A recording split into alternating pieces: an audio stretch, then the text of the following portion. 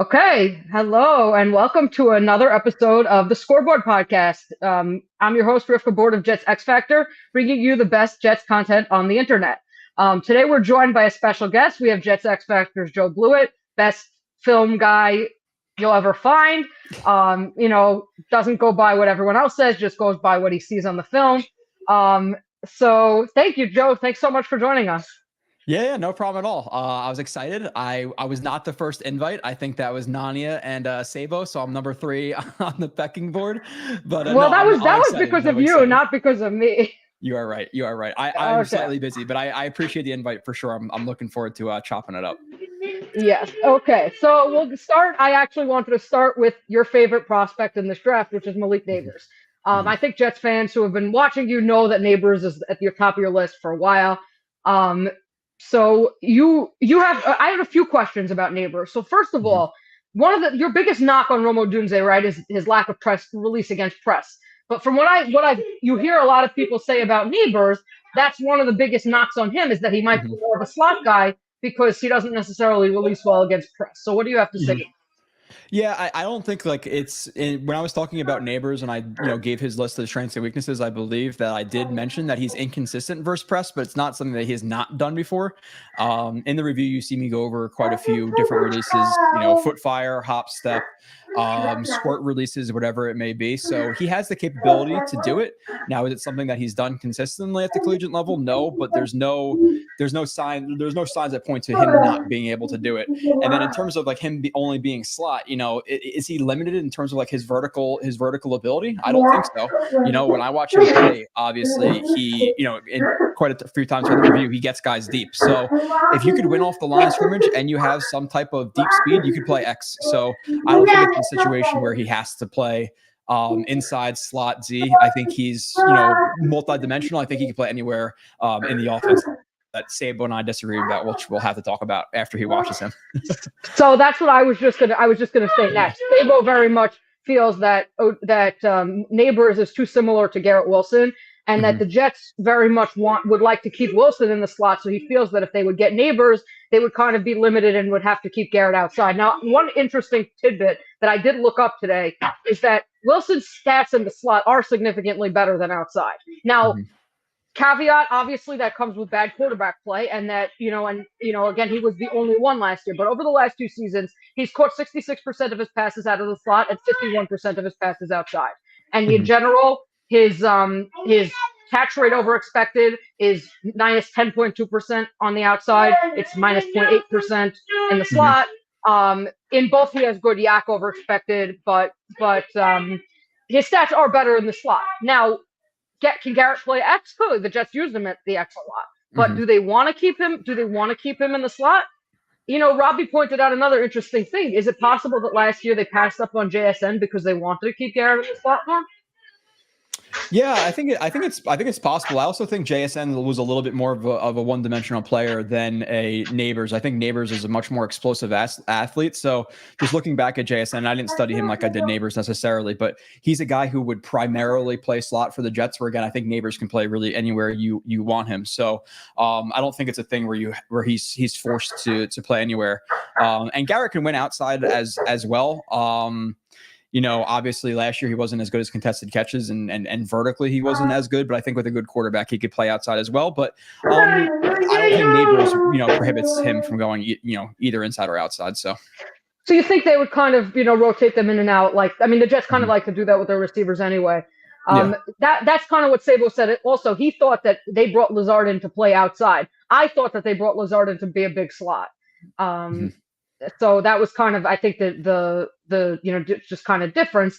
No, I definitely hear it where you're saying that Neighbors can be a little bit more versatile. It's interesting because a lot of, the Giants are one of the teams projected possibly to take a receiver. And a lot of the talk in Giant land is whether they would take Odunze or Neighbors.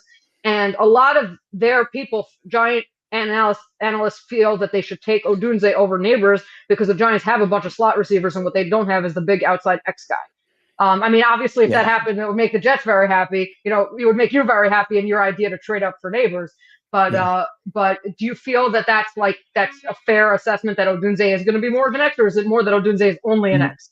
No, I think right now, if you told me just with one rep, I don't even know what the route is. You know, you have Neighbors playing X and then Odunze playing X. Again, no other factors known. I'm taking Neighbors on that rep over Odunze, because one of my problems with Odunze is the lack of releases versus press coverage and the lack of just winning versus press coverage. So if I were to take anybody right now to play X, it would be Neighbors. Now I think you have Odunze, who's a little bit more prototypical because of his size, because of his ability to catch contested deep balls. But I think people kind of look at it like black and white. Like, you know, you need, you know, the X receiver needs to be big. It's like, you know, I'm sure Antonio Brown was playing plenty of X when he was, you know, 6 foot, whatever he is. It's like the same thing with Latham. Oh, he's big, he's Becton. It's like, no, they're different players. You know, one is 30 pounds lighter and, you know, maybe an inch or two shorter. So I think people just like to pigeonhole kind of like draft thoughts. Like, it's like, oh, we need a red zone guy. Oh, he needs to be big. It's like, just because you're big does not mean you're a red zone guy. If anything, like, you want really quick releases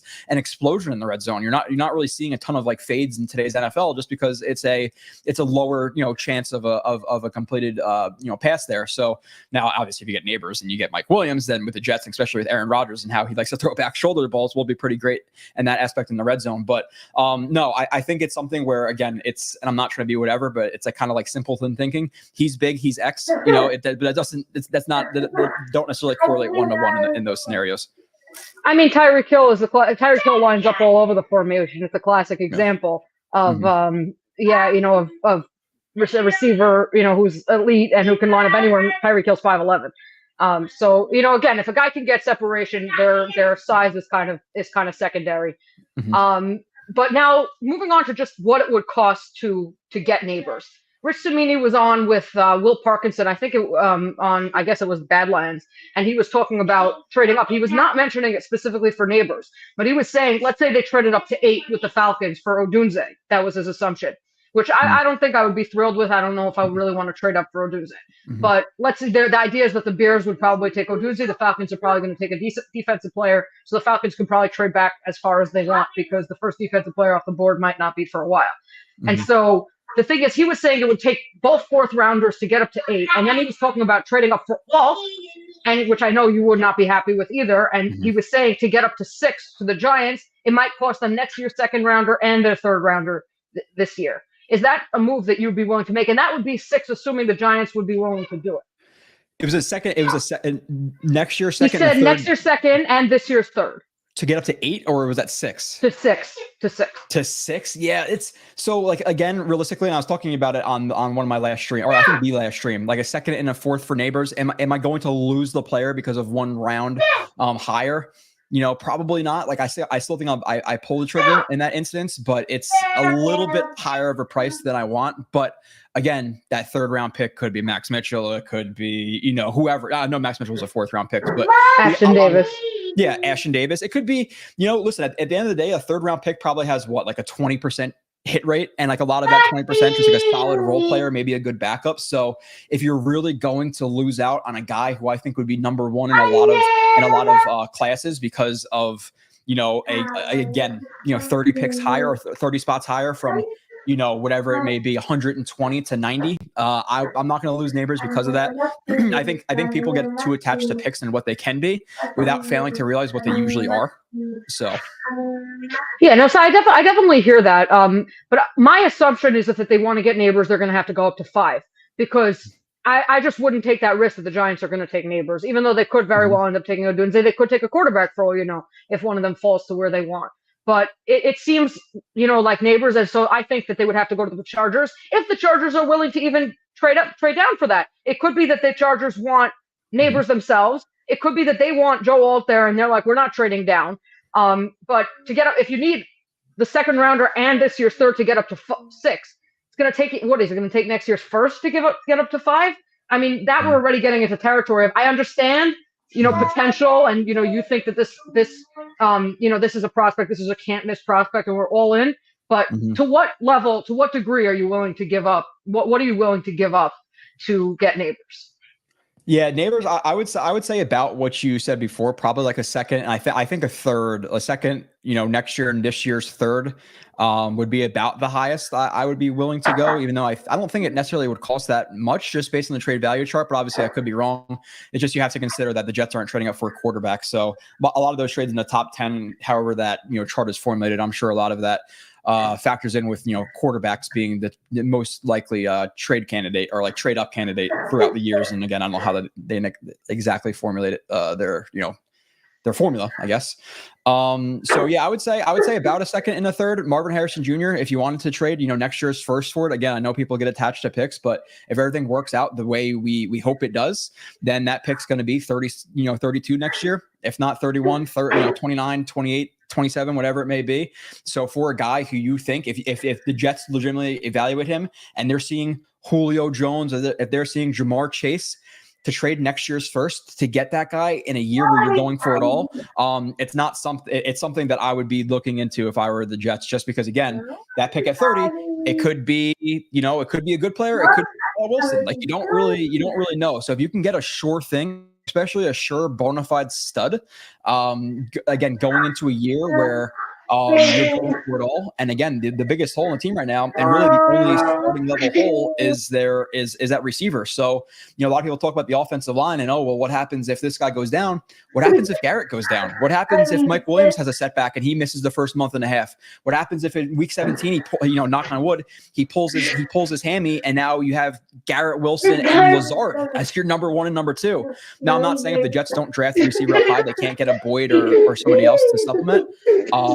But Harrison Jr. and Neighbors, like they are those guys who I think would be, bona fide studs next to Garrett, and to sacrifice future draft capital, a future dart throw. I think I'm willing to do it, especially in a Super Bowl or bust every year. So then there comes the question of there are going to be other teams that have this year's draft capital to give up. Do you think that the Jets would be able to get it done, considering that, for example, like, another team that wants to give up this year's second to go up and get Neighbors versus we're giving up next year's second? Do you think that, what do you think the chances are that the Jets could actually get it done with being forced to rely on next year's draft capital? Yeah. It's not ideal. Like obviously you'd rather have a second this year because that second next year, you can't really Sorry, assume. you know what? I see that the background noise is killing everything, so I'm going to step away for a second. Okay. And yeah, if you could carry it. Gotcha. Yeah. So next year's second versus this year's second, obviously it's going to cost you a little bit. People kind of, the way they talk about the trade value chart, they're saying that, this year's second's really next year's third. This year's third's really next year's fourth. So it's almost like a year, or it's almost like a round down, every year you go down. So I don't think it's really that much.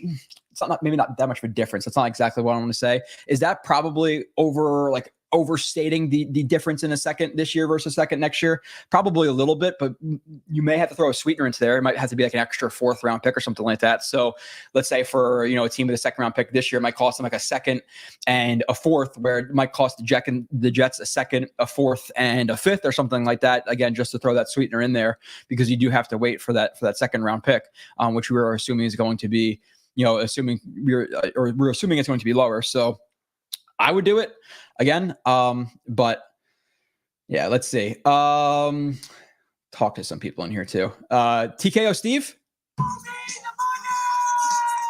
Appreciate you, buddy. I think, I've been emailing you, right? TKO Steve, that's you. I appreciate the $20 super chat. Liking the chemistry here. First time with Rivka.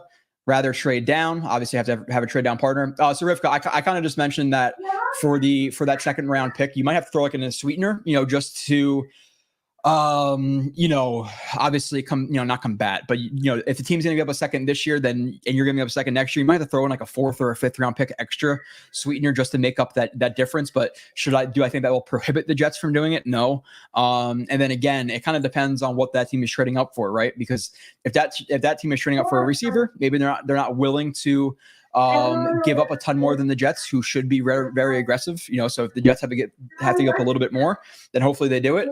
But it depends on what that team is trading up for. Because if they're trading up for a receiver, they may not be willing to go over the edge, where if they're trading up for a quarterback, obviously they're going to be willing to give up more than the Jets, who would be trading up for a receiver at that point. So it kind of depends on who falls, and obviously who is, and what quarterbacks are available at the pick we're trying to trade up to. So, I mean, I think for the Jets, an ideal scenario would be for what was speculated for a long time was that quarterbacks were going to go 1, 2, 3, 4. I think the more quarterbacks that go early, the more it pushes the receivers later, especially if someone wants to take Alt over there. Then it kind of pushes it. It makes it less likely that you have to trade up as far to get the receiver. Because if quarterbacks go 1, 2, 3, 4, then you're talking Harrison Jr., possibly 5. You're talking about a very different scenario.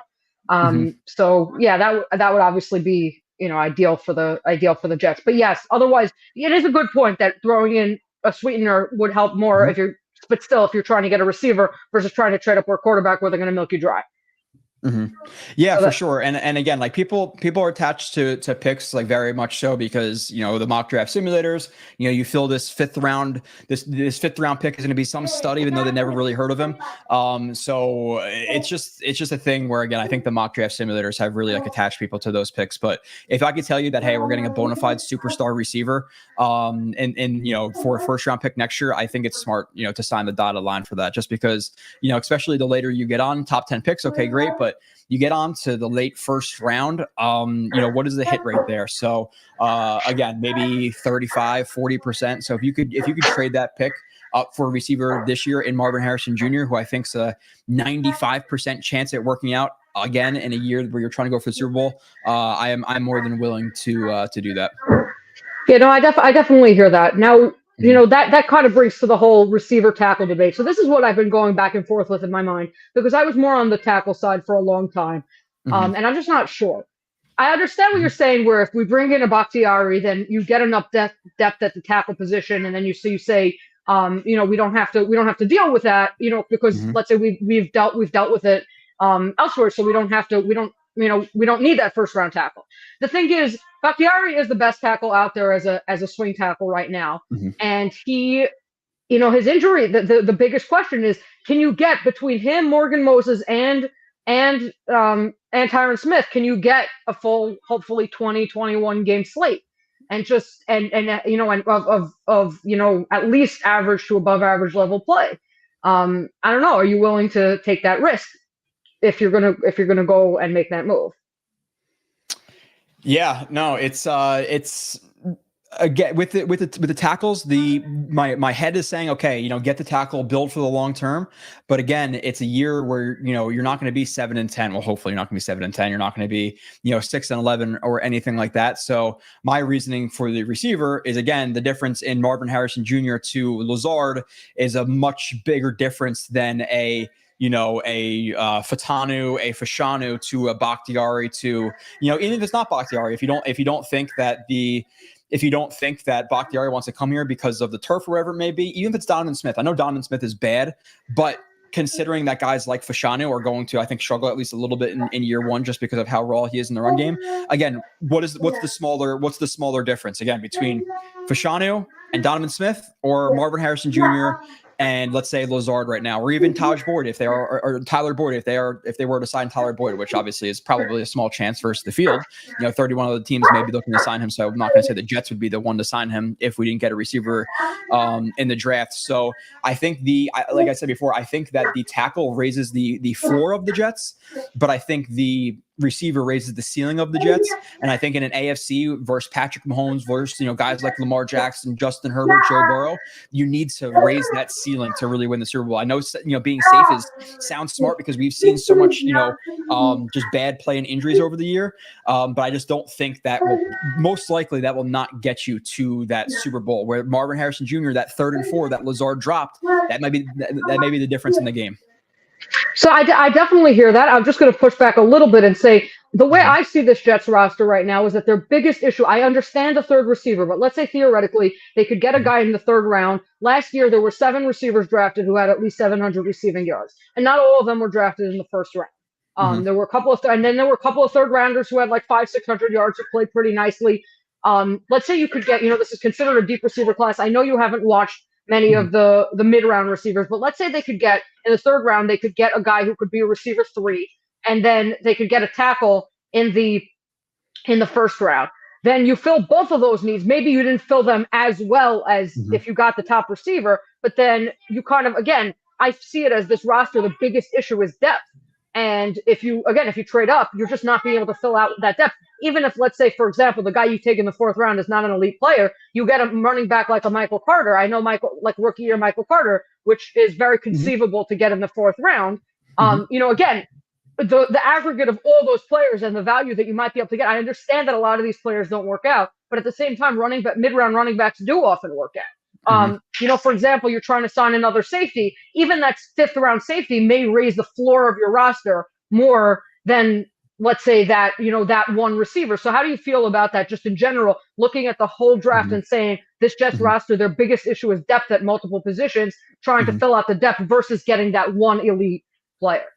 Yeah, I guess it kind of depends on like philosophy, and obviously you're thinking that at 72 you're much more likely to get a good receiver than you are to get a depth, a good tackle who's a capable starter. Just look at the Jets. Obviously, pick 72 is higher than 4th round picks, but 2 4th round picks in prior years, Max Mitchell and Carter Warren. We don't want either one of those guys to start. So I get saying that obviously the values for tackle in the 1st round, and then in the 3rd round, you could get that receiver, and I completely understand that. I think it's more of a personal philosophy thing. Again, that guy in the 3rd round, pick 72, John Smith. How much better is Marvin Harrison Jr. or Neighbors to John Smith versus Fashanu to whatever tackle you could get there. So I completely understand the thinking.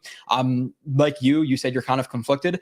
I would say I was more tackle heavy earlier on, but then just thinking about again the ceiling of this team, I've been leaning towards the receiver more, just because I think there's some bona fide or there's 2 bona fide studs up there. And maybe I go back and I watch whoever the pick's gonna be in the 3rd round. I'm like, hey, there's not that much of a difference.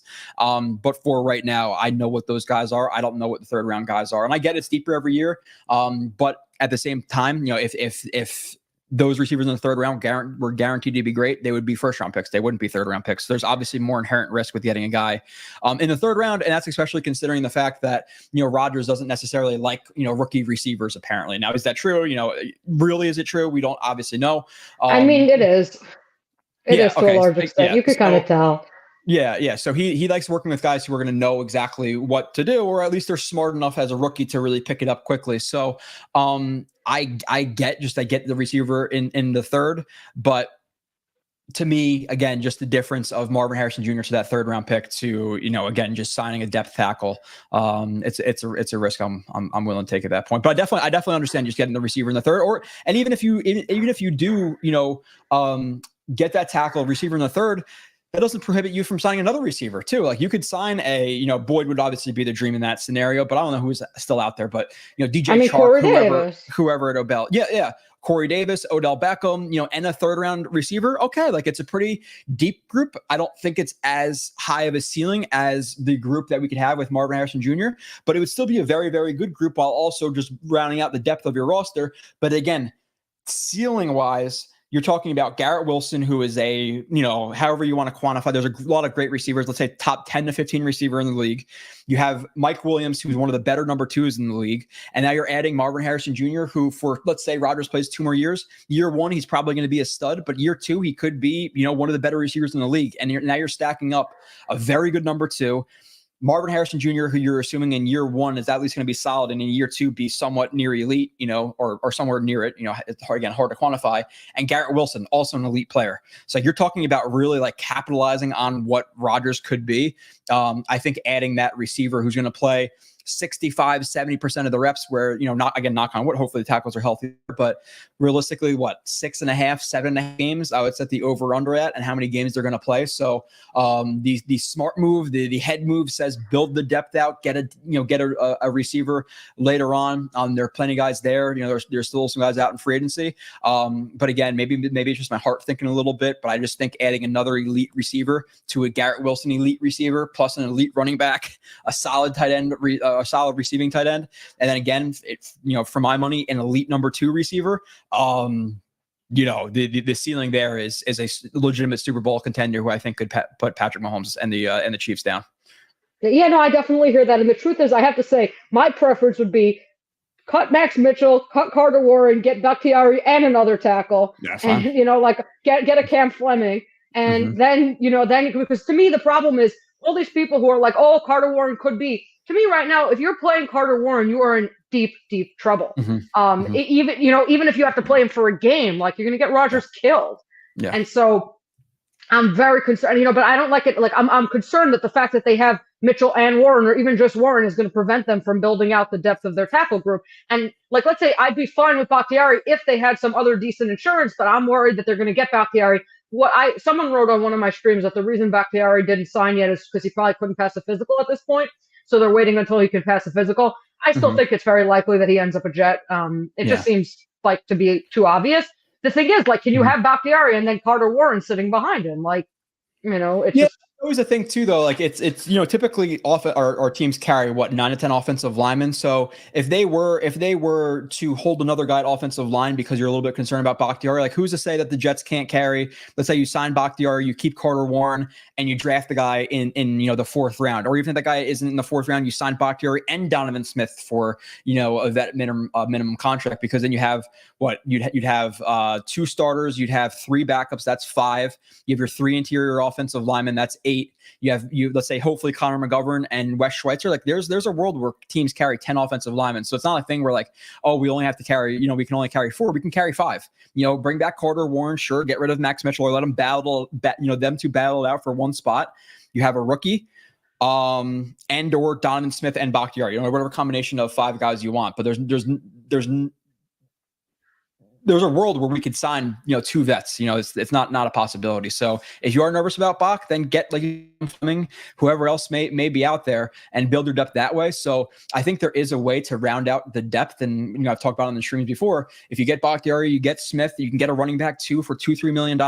If you want another safety, fine, that's another $1 million or $2 million. If you want a backup tight end, again, another $1 million or $2 million. But in terms of raising the ceiling, I don't think there's any move out there in the draft or in free agency that's going to raise the ceiling like trading up for a receiver could for this team. And again, it's the more risky move, but I think at a certain point you also have to be risky to try to beat Andy Reid and Mahomes and Travis Kelce in a conference championship game. Being safe, trading for Rodgers was a risky move, right? Exactly. That's the kind of just the mentality. Yeah. Now, one idea that I had that I think supports taking a receiver is one of my biggest concerns with this Jets coaching staff is that I just don't trust them to develop anyone. So my argument would be take the most NFL ready player just because they can they're almost coach proof. You think that's a fair assessment? Yeah. Are you talking about just in terms of offensive players in general? I'm talking about, let's say, taking Neighbors versus taking even a J.C. Latham, who you like a lot, but he needs some development at the NFL level, versus a Neighbors who, he needs some development to become the top receiver, to be a top 3 receiver in the NFL. But he could come in day one and be, still a really good receiver. Yeah, I saw some people in the chat who are saying like except for defense, because I do think the Jets have developed pretty well in defense, right? Like they developed. Yeah, but I'm talking about offense JJ. specifically. Yeah. I just want to address that. Like we're not saying that they haven't addressed or haven't developed defense, because they have. Even Sherwood, I just watched yesterday or 2 days ago season. I was actually pleasantly surprised with how well he played throughout the season. So it's not defense, but offense, especially when you have a bunch of players, whether it be, Tristan Colon liking tweets, or Mekhi Becton, or, Decker, not Decker. Is it Taylor Decker? Whatever the hell his name is from, or Luan, sorry. Luan. Not Decker, Luan. There's a lot of players who obviously don't like Keith Carter. So yeah, do you want to potentially take away some of like that risk of like the more developmental players? And maybe that's a reason that the Jets would like a Latham over Fashanu. Maybe you think Fashanu has a higher ceiling, but with that being in a playoff Super Bowl or bust year, maybe you want the guy in a JC Latham. And then on top of that too, like some of these guys are going to take some years to develop. You were thinking that, Rodgers says he wants to play 3 or 4 years. Let's be realistic. It's probably going to be 1 or 2. If it goes really bad this year, it's probably 1. If it goes okay, they get close. It's maybe 2 or 3, but my gut would probably say like 2 more years of Rodgers. So do you want to get the guy who's going to be the most pro ready? And I get the stuff. It's like, hey, 2027, we're kind of screwed. I think we're kind of screwed regardless, and I'm not saying screwed in terms of like us being a 4-13 team or anything like that, but I think the Jets are going to have like maybe not a rebuild. We've seen so many of those, but like a reboot, maybe struggle for a year or 2 and then trade up in the draft, get a quarterback, whatever the plan's going to be. But for now, again, maximizing that window, getting a player ready right now as a Marvin Harrison Jr. or a Neighbors I think is the best move again to get there. I mean, and just to kind of restate what you said before a little bit differently, in general, NFL receivers can come in, especially first-round receivers can come in and produce an elite level right away. Tackles tend to take a year or two to produce. So what you were saying, the gap between a Neighbors versus a Lazard versus the gaps in the tackles, we have to keep in mind that tackles tend, even if we're very high on a tackle, you really like Latham, tackles tend to come into the NFL and struggle at the beginning. Yeah, exactly. So you have a guy who's ready to contribute right now. And again, if Harrison Jr. really is, and I've watched him in passing, I would obviously, if the Jets drafted him, I would watch the next 3 seasons. I'll be so excited to get him, or even in Neighbors. So I would definitely crunch it a little bit more than I have. But just watching what he is and what people say he could be in terms of like being a Julio Jones. If you added, and obviously this is a leap to make, right? Like that he's going to be Julio Jones, but if he is Julio Jones and you add him to Garrett Wilson in this offense with Aaron Rodgers, watch out, especially if you could build the depth. Because again, 6.5 games, 7 games, 8 games, whatever it's going to be, that difference of Bakhtiari to to one of these tackles in the first round, it's just not as significant as that jump from Harrison Jr. to one of these other guys. So I know it's risky. And 9 times out of 10 and 9 out of 9 out of 10 situations, I think don't trade up, trade down, don't waste those picks. But this is a year that, we're not necessarily used to. Like we have, and I know you said that most of the problem with the roster is the depth, but it's all things that we could address for just a few $1 million, especially if you restructure JFM, if you extend DJ Reed, we can make plenty of room to address, again, running back 2. I think Harold says it up in the chat. James Hurst is the guy who could play guard and tackle. You can sign him. He's not, you know what's weird about James Hurst? We were all into him, Michael and I. We were like, oh, he's great. Turns out he's not a free agent. Oh, really? Okay. He has another year. Over the Cap was listing him as a free agent for like months, and then all of a sudden he's not listed. We were like, what? Like, what happened? I didn't go back and check every guy's contract. I just trusted them that when they say that a guy's a free agent, that he actually is. He's actually not a free agent. If he would have been, I would have been running to sign him because he can play tackle and guard. There's a reason I don't trust anybody. You see, that's why. But so I think all of those spots. Oh, he said Andres Pete. No, it's correct. Andres Pete is still a free agent, and that's a guy I would be willing to sign because he can play tackle and guard. So you could sign plenty of guys where like that yes, would it be more beneficial for the Jets in the future to grab again John Smith, the guard center hybrid in the 3rd round? Yes, sure, but again, how much better is that player going to be than Connor McGovern this year right now? Again, for long term, I get it, but we're trying to go for it all. So it's a thing where you want to fill it with draft picks. I think there's plenty of enough free agents out there who are willing to come to the Jets and maybe make a Super Bowl run. Those older players, whether like last year we went after Calais Campbell, that didn't happen. But there are some players, McGovern, whoever it's going to be, Bakhtiari, who could come in here and again perform even better than some rookies. Especially like if you draft, let's just say it's a 3rd round tackle, over Bakhtiari. It's like how much experience is he going to get in terms of like, is he going to be experienced enough for you to trust him when he comes in? So having a guy who's like pro ready because he's been in the pros for 10, 15 years and he's a vet, it's more beneficial because these guys in the 3rd round, like we're not going to depend on them enough for me to depend on them in big situations, if that makes sense. Like they're not going to be weathered enough where I want them to come in oh crap, they got to come in the divisional round of the playoffs. No, like give me Bakhtiari, give me McGovern, give me guys who have been there before. So the fact that the Jets could make up or fill a lot of the holes that they have, and a lot of the holes is really not that many. Like you really look at it, like there are two. I would say there's 2 spots which are more me being a little bit maybe greedy in terms of the needs, which I would say they'd be like tight end 2. If you could get one of those, okay. I would like more depth at safety. I'm not necessarily happy with Ashton Davis as a 3, going in a little bit against the grain there. I know he's just signed, but watching him back, he's still a little spotty, but I think he's a good 4th safety, good special teams guy. But those are more like wants than needs. The true needs are guard, tackle, running back 2. At this point, that's past the receiver part. So I'm talking about in a world where we trade up for them. So you could fill guard, tackle, running back 2 for all of $6 million, $7 million, $8 million. So I get wanting to like add, players, draft picks at those positions, but you could just as easily fill it with a guy for a couple of $1 million in free agency, and again make that big splash move for the only true need on the roster, like starting level need on the roster, because they don't have like a true starting level number 3 receiver. I obviously 11 personnel dominating the NFL. That guy in 11 personnel is going to play at least 55, 60, 65% of the reps. If it's a Marvin Harrison Jr., probably 70, 75% of the reps. So to fill that hole with an absolute stud is the best way I see fit. I definitely would follow that. For what it's worth, so first of all, I don't think Donovan Smith is an upgrade over Carter Warren, even in terms of depth, because Donovan Smith has been declining precipitously for the past 2 seasons. So he clearly hit his wall in terms of, where he is talent-wise, and he's just going in a free-for-all. So just basically falling off a cliff. It's a miracle that the Chiefs won the Super Bowl last year with Donovan Smith playing left tackle for them. His numbers were as bad. Well, when you're Mahomes, fine, but even Mahomes throughout the regular season, I kept saying, I was like, I think one of the reasons he's struggling. He obviously has no receivers, but he also has bad tackles. And people kept saying, no, their offensive line was really, really good. I was like, not Donovan Smith.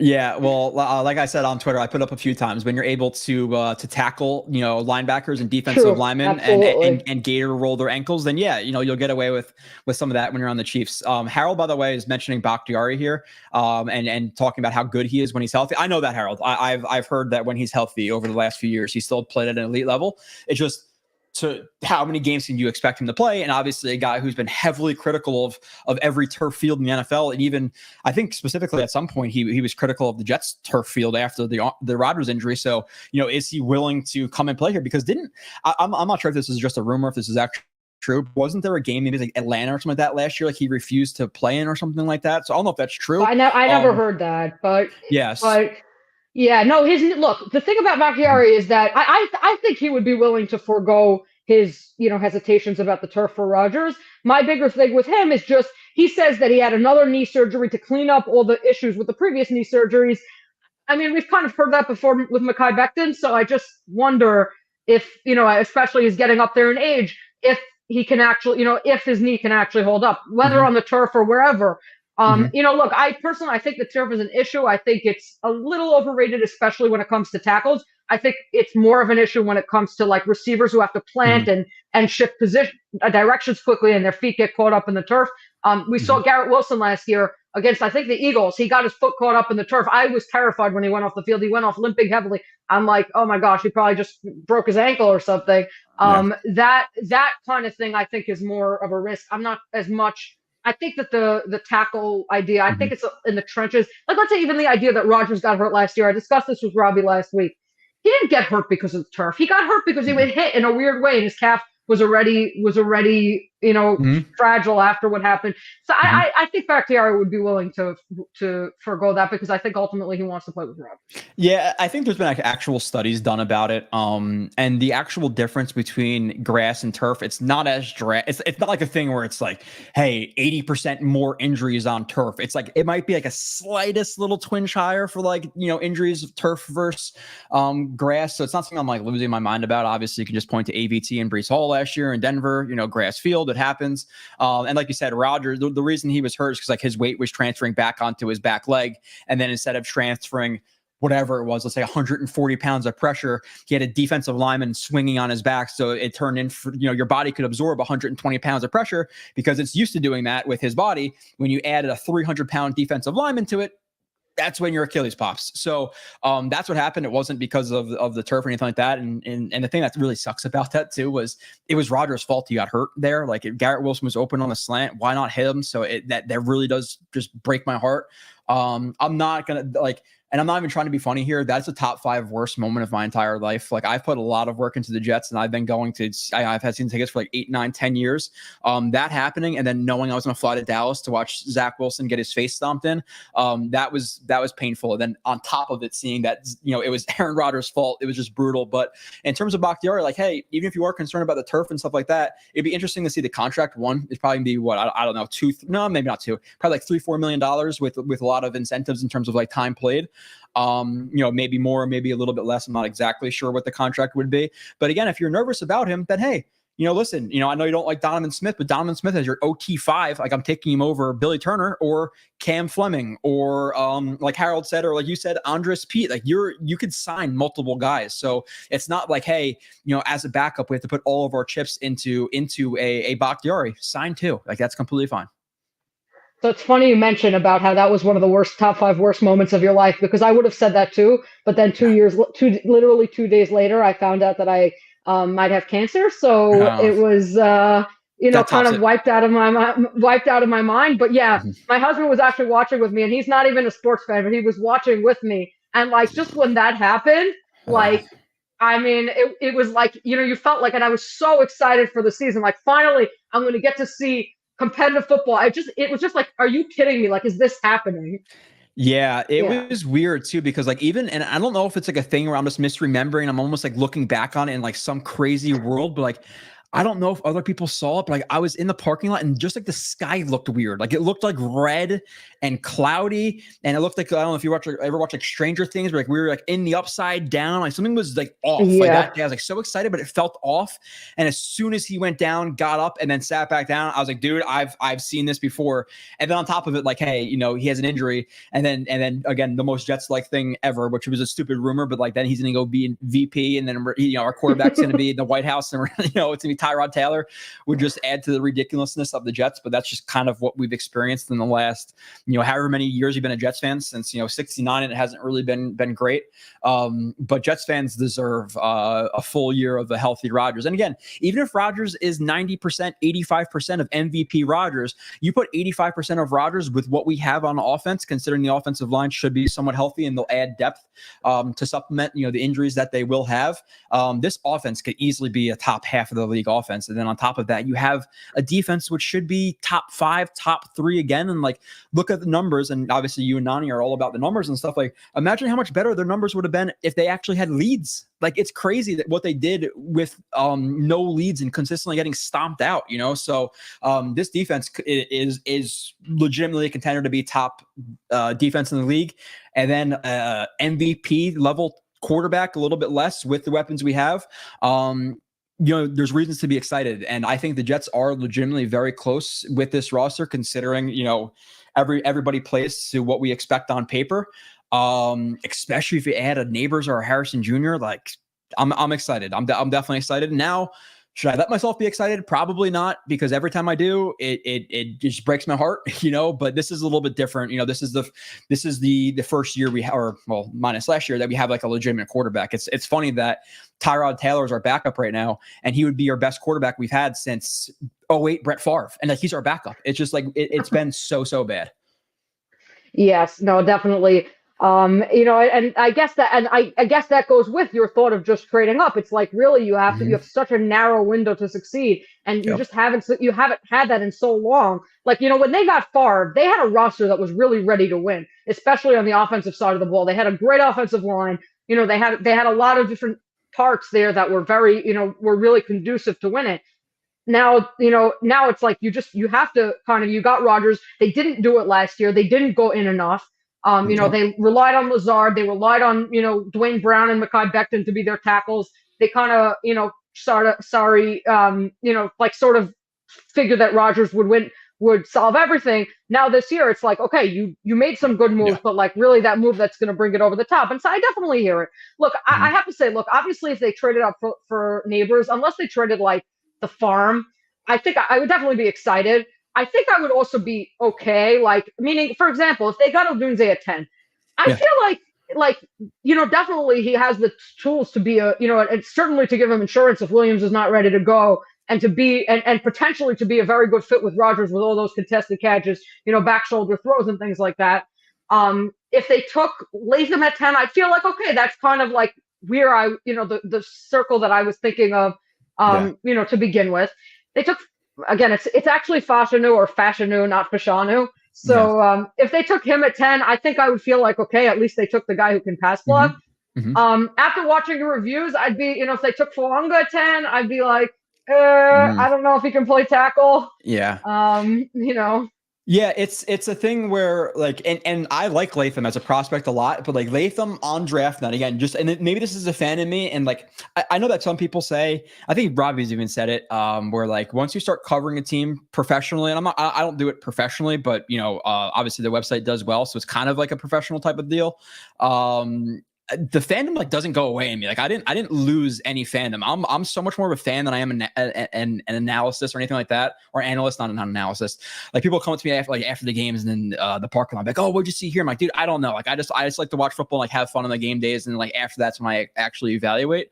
But the fan side of me, or let's say the professional side of me, if they drafted Latham, I'd be like, okay, like smart move, build that depth, awesome.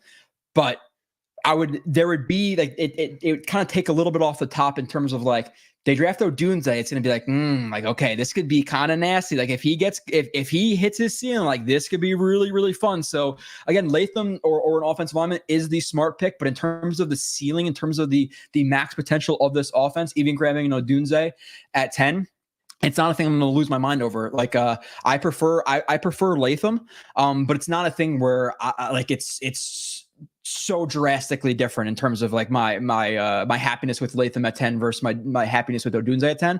I could even see a world where maybe I would even want Odunze at 10 over Latham just because of the potential of adding a receiver to this offense, where Latham is going to again play 6.5, 7.5 games, whatever exactly it's going to be. So yeah, I'll feel like solid that night if we get Latham. But at the same point, I'm gonna have like that, it almost like I just think of like that little devil emoji, if you draft if you draft a Odunze, just because again the ceiling. Now, I definitely prefer Harrison Jr. and Neighbors over Odunze. I think Odunze has a lot more work than some people think he needs.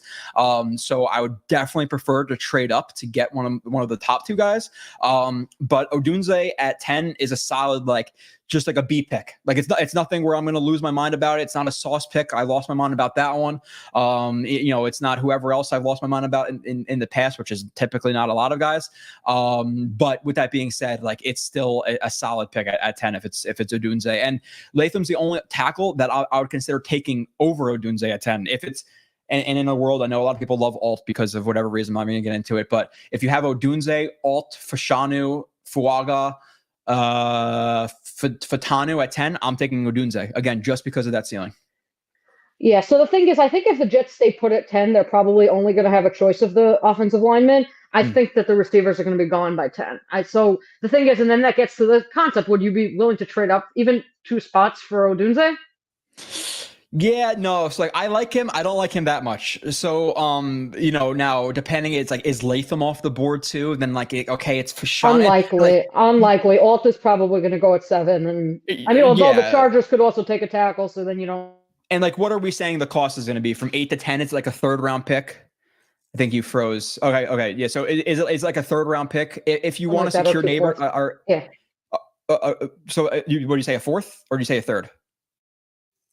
So Samini said 2/4. It took a 4th to get up from 10 to 9 last year. So I imagine I don't know, 2/4, a 3rd, one or the other. I didn't look at the trade chart exactly. Yeah. Like I wouldn't be mad at it, but I don't prefer to trade up. Again, at 10, it's like a B move. If you trade up, you have to give up 2/4 for it. Okay, I understand, but at that point, I think I'd rather just draft a tackle there and then sign a Boyd and then draft a guy at 72. Neighbors and Harrison Jr. are legitimately some of the better receiver prospects I've evaluated throughout the years. A guy like Odunze, he's good, but there's not that much of a difference between, my Odunze evaluation and Drake London or Garrett Wilson or whoever it may have been. So do I want to trade up for that guy? No. And obviously, if I knew what Garrett Wilson was now, would I trade up this year if Garrett Wilson's in the draft up to 8? Of course I would, because Garrett Wilson's a stud. But I like Garrett Wilson more as a prospect than Odunze. And I even like Drake London more as a prospect than Odunze. And some people might lose their mind about that. But go look at London's putting up 1,000-ish yards the last couple of years with Desmond Ridder as his quarterback and whoever else. So London's a good player. Don't think that he's not a good player. So Odunze's more on that level of prospect where guys like Neighbors, and I'm not gonna say Neighbors is maybe as good of a prospect as Ja'Marr Chase, even though transparently I didn't actually evaluate in terms of doing a real review on Ja'Marr Chase. Maybe he's not to that level exactly, but Harrison Jr. is, and Neighbors might be a step below those guys. So for the difference of what I think is a much better prospect, I'm willing to go up for those guys, where I'm not willing to go up for Odunze at that point. Yes, I prefer him over Fashanu, over Fatanu, whoever it may be, but it's not that much of a difference where I'm willing to give up like two fourth round picks to do so. I hear that. Now, someone asked in the chat, would you take Brian Thomas Jr. at 10? The other guy from LSU. Yeah, like that's like, no, right? Like at that point, we're talking about a receiver 4. I get the upside with him, but from what I've seen, like I've started to like look into him a little bit more. He's more of like a height, weight, speed guy who's very like unrefined. So again, Aaron Rodgers, who likes his guys to be in spots where he expects them and stuff like that. Do you want more of a raw receiver at 10? I think at that point, it's almost like, hey, we missed out on the top 3 guys. Like now we're reaching for something that we want, but this guy, we're trying to make this guy to be out something that he's not, that he isn't, right? So like he's a decent prospect, but at 10, no, like, So to be fair, you know what the comp I've heard, again, I haven't watched a lot of Brian Thomas, but I've watched some of him, and I think that rawness is a fair assessment. But one of the comps that I've heard people give to him is Christian Watson. And what happened was Christian Watson, who the Packers took at 34, Rodgers started, really hooking up with him a lot as the season went on. And so you kind of wonder, like, he would just throw those deep balls, and, and Watson, the primary thing he was doing was just feeding people over the top of his feet. Yeah, but just like a thought with that, though, in my mind, it's okay. Christian Watson was Rodgers' number 1 because there wasn't really much other options on that offense. So he kind of had to force feed that chemistry with him, where Brian Thomas Jr., what option is he in this passing offense? This year, he's at best 4, I would say. Like you're putting Conklin above him, you're putting Garrett, you're putting Mike Williams above him. So probably Brees too. Yeah, and maybe as a dump offs and stuff like that. But I'm talking about in terms of like a primary passing option, like he's a 4th. So then that chemistry probably builds a little bit slower with Brian Thomas Jr. than it does with a Watson, who again was his number 1. If Brian Thomas Jr. was the 1, then the chemistry builds a little bit quicker. But I think at that point you're reaching for grab a tackle at that point. Obviously trade down again. I think that the Jets' chances of trading down is probably slimmer than some people realize, because who's going to be there for teams to trade up to get? I'm not necessarily sure. But yeah, Brian Thomas at 10, I would be very, very lukewarm on that one. Just based on what I've seen, again, I think he's a decent prospect, but I think that's quite the reach. And I evaluated him in passing, but throughout the years, whether it be, Lamb, Judy, Garrett Wilson, London, I like a lot of those guys over a Brian Thomas Jr. Yeah, no, I definitely hear that. Now, I think one of the things I find with the Jets, one of the issues is that I find that the meat of this draft in terms of receivers is going to be in the second round. Jets don't have a second round pick. There are a lot of guys who are like fringe first rounder, second types. Someone mentioned over here, Corbett likes Ladd McConkey and Adonai Mitchell. Ladd McConkey, I could see why he likes those 2 guys. They're shifty, they're twitchy, they get in and out of cuts. The one thing I don't like about Adonai Mitchell is his reputation of kind of going to sleep on some routes, and he even gave some excuse about that. So not good stuff. McConkey, they say, is like kind of a high floor, low ceiling kind of guy. But again, quick in and out of his cuts. People compare him to Julian Edelman.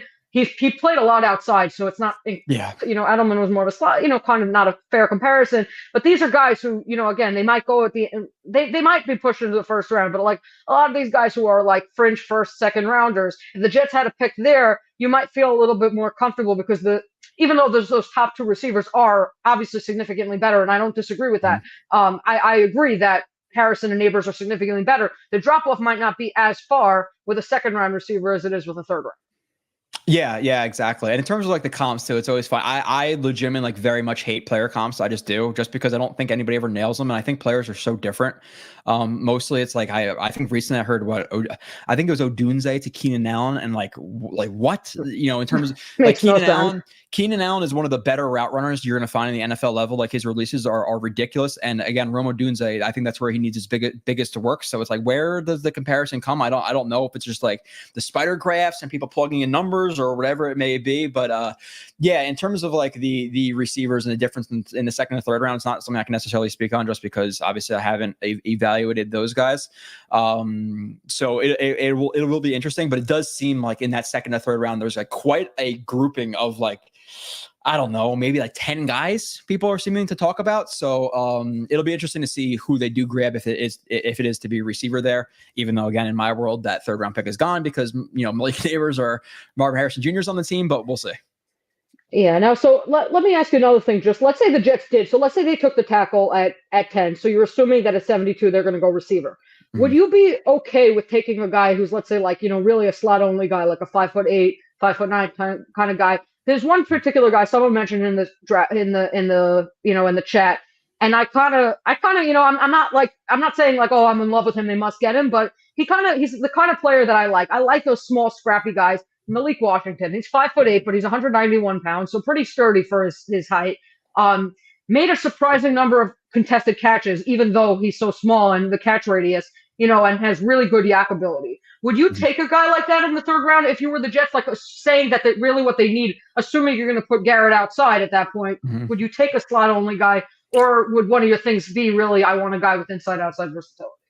I think you know my answer to this question. Like I want the versatility for sure. Just because Garrett's multidimensional, but you don't want to pigeonhole anybody. Having versatility in offense is great. Now, do I think like the Z, the X, the slot in the Jets offense is maybe a little bit overstated because they all play like such tight bunches, whether it be like trips or reduced splits where teams aren't necessarily like able to press. So there may not be as big of a difference between like an X and a Z in our offense versus like a standard NFL offense.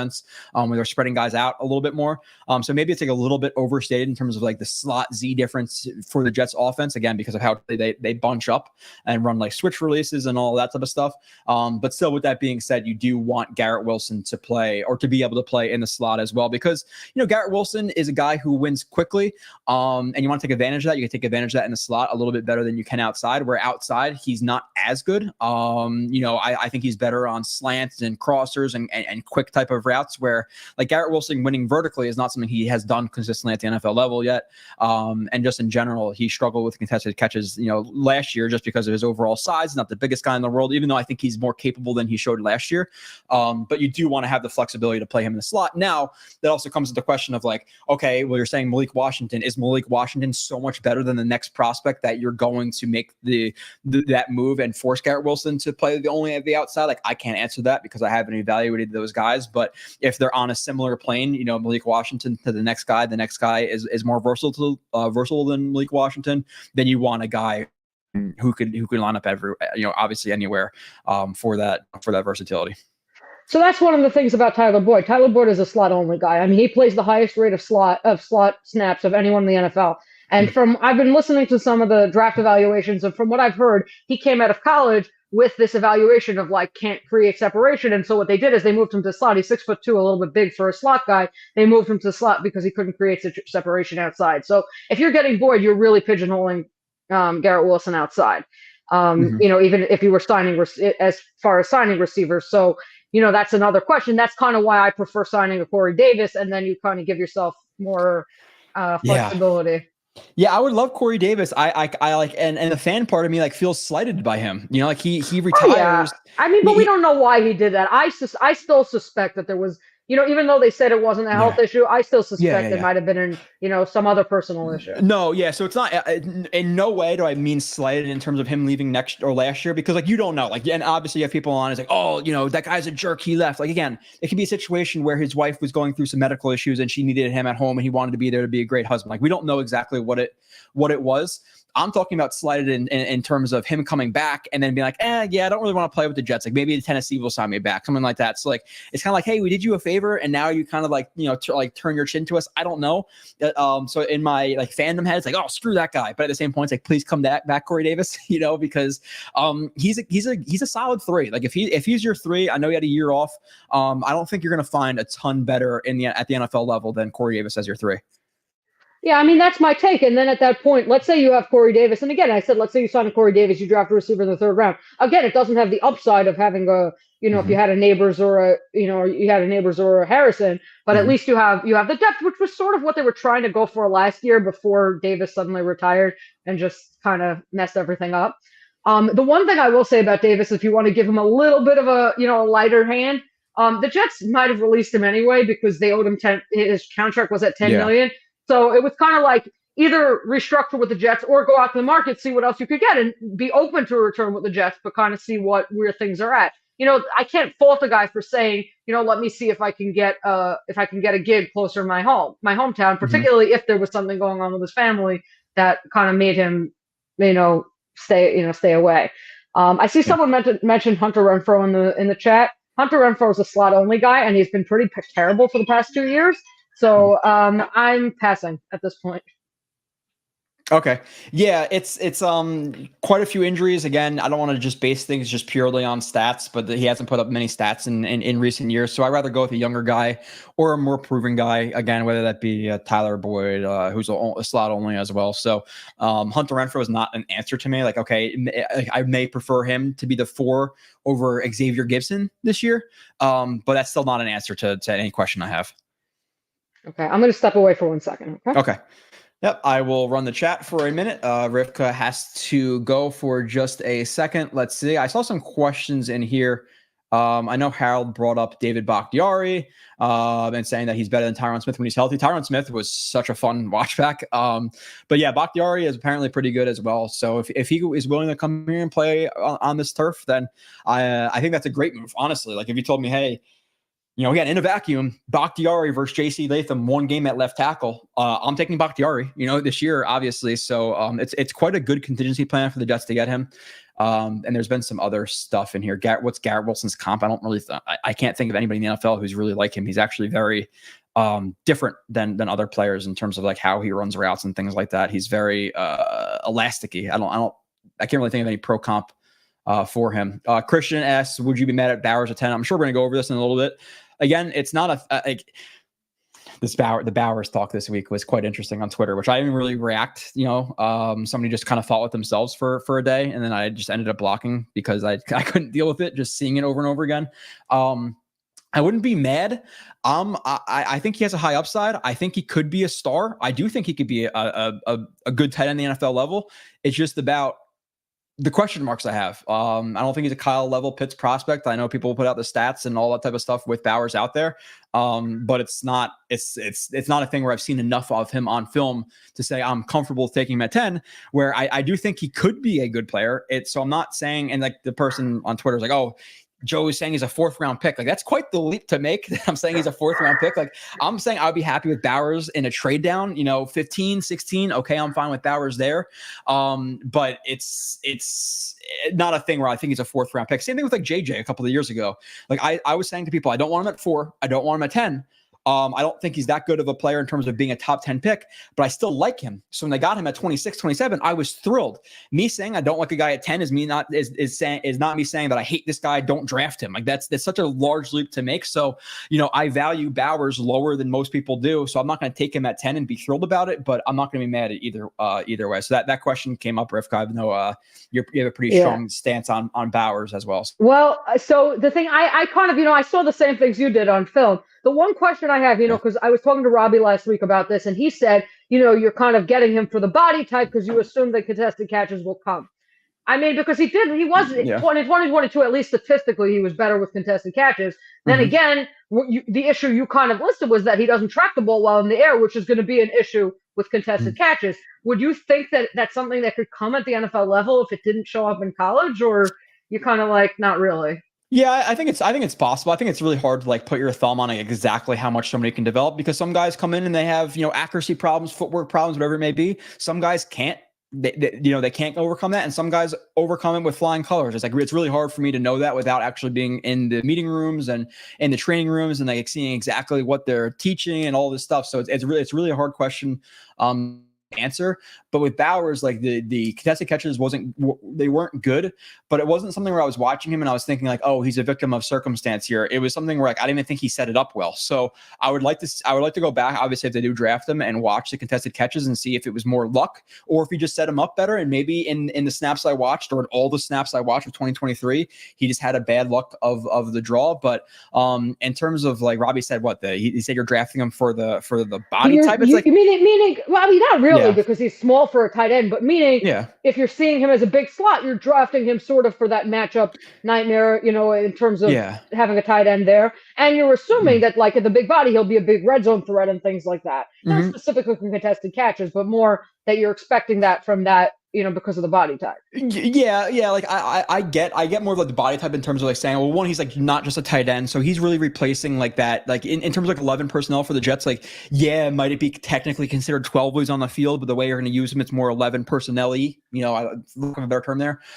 So yeah, he would be like that third receiver in the offense where Conklin would be on the field. So I don't think it's a thing where like, hey, you draft him, now Conklin's on the bench. It's like, no, you draft him, now Lazard's going to be on the bench. So and he offers good upside in blocking, you know, in terms of like cracking linebackers, cracking safeties, corners. Like that's where you want to use him. You don't want to use him one-on-one. So he's definitely a weapon. But in terms of like, you know, and this isn't a slight at Robbie, it's not a slight at anybody, but it's like, hey, you know, if guys were just built like, hey, just because he's big and tall and lanky or whatever means he's gonna be a good contested catch guy, then Zach Kuntz wouldn't be a 7th round pick and stay on the bench, you know, right now. So guys who are, you know, Stephen Hill was a bust. You know, you could be big and not be good at contested catches. So just because he's big, and he's not even big for a tight end, does not mean he'll eventually be good at it. That's quite the leap to make. But in terms of drafting him because he's a mismatch weapon, like, you know, at times he could be too big for a safety or too fast for a linebacker. And I do think he has upside to be a star. So I don't want people, he hates Bowers, he would never draft him like that. Again, it's not an Evan Neal thing. If they draft him, I'm going to be more positive and say, okay, listen, there's plenty of upside.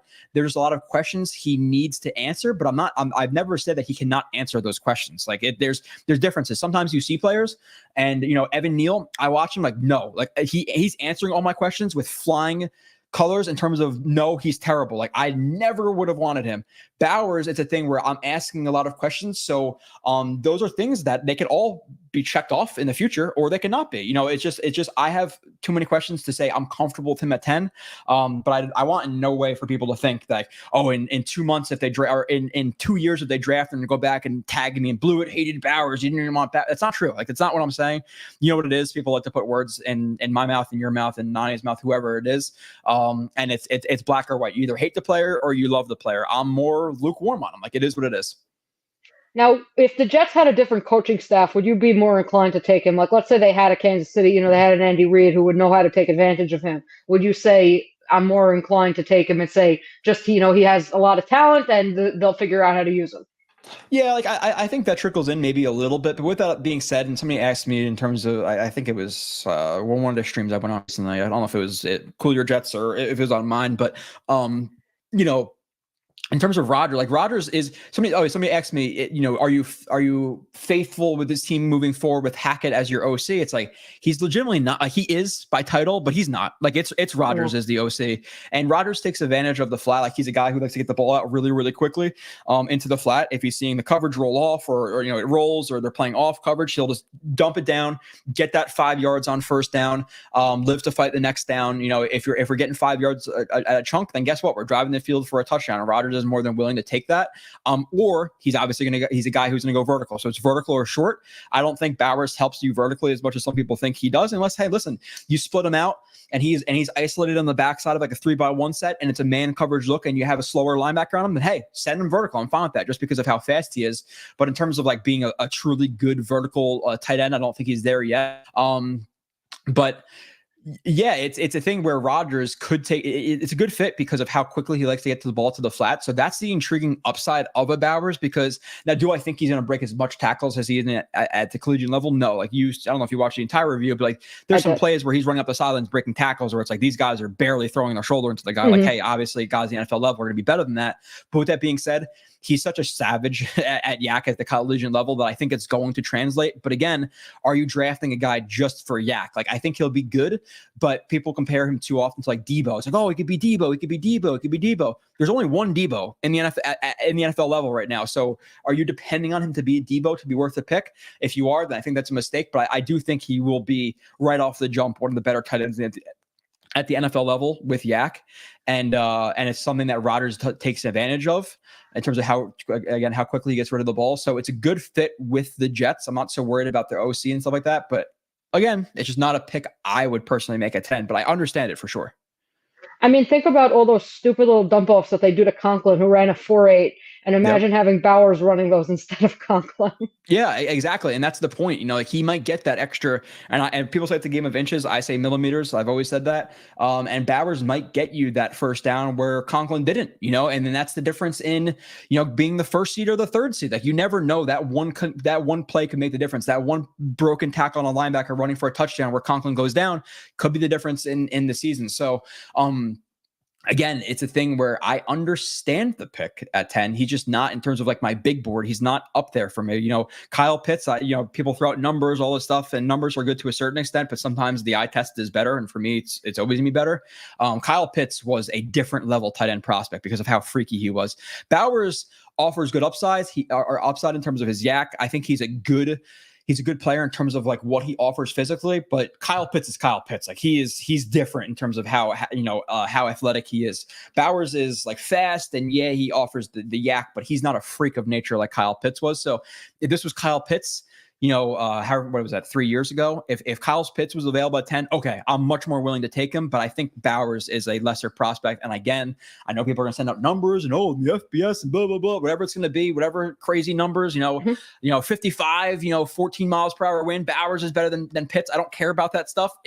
I watched both. I like Pitts more. I like his upside more. So again, I do not hate Bowers. I do not hate Jermaine Johnson. I actually was thrilled with Jermaine Johnson in the late first round. So if they trade down and grab Bowers, okay, awesome. If they draft them, great. Hopefully he works out, taking advantage of the flat and yak and things like that. But there were just plenty of questions I needed to be answered in terms of his route running, setting guys up. I didn't see him versus press a lot. I get that, and it's funny too, because I'm not going to say that person I got criticized on Twitter. It's like, oh, if you're going to do a review of a guy, why don't you, you should review 2021 and 22 as well. It's like, do you want me to watch 3 years of all these prospects now, where like people do reviews on 5 plays they watch, or a game or 2 games or 3 games? Now I'm expected to not only watch a season, but 3 seasons of a guy. It's like give me a little bit of a break here. If this was your full-time job and you were getting paid, like that to do it, then maybe.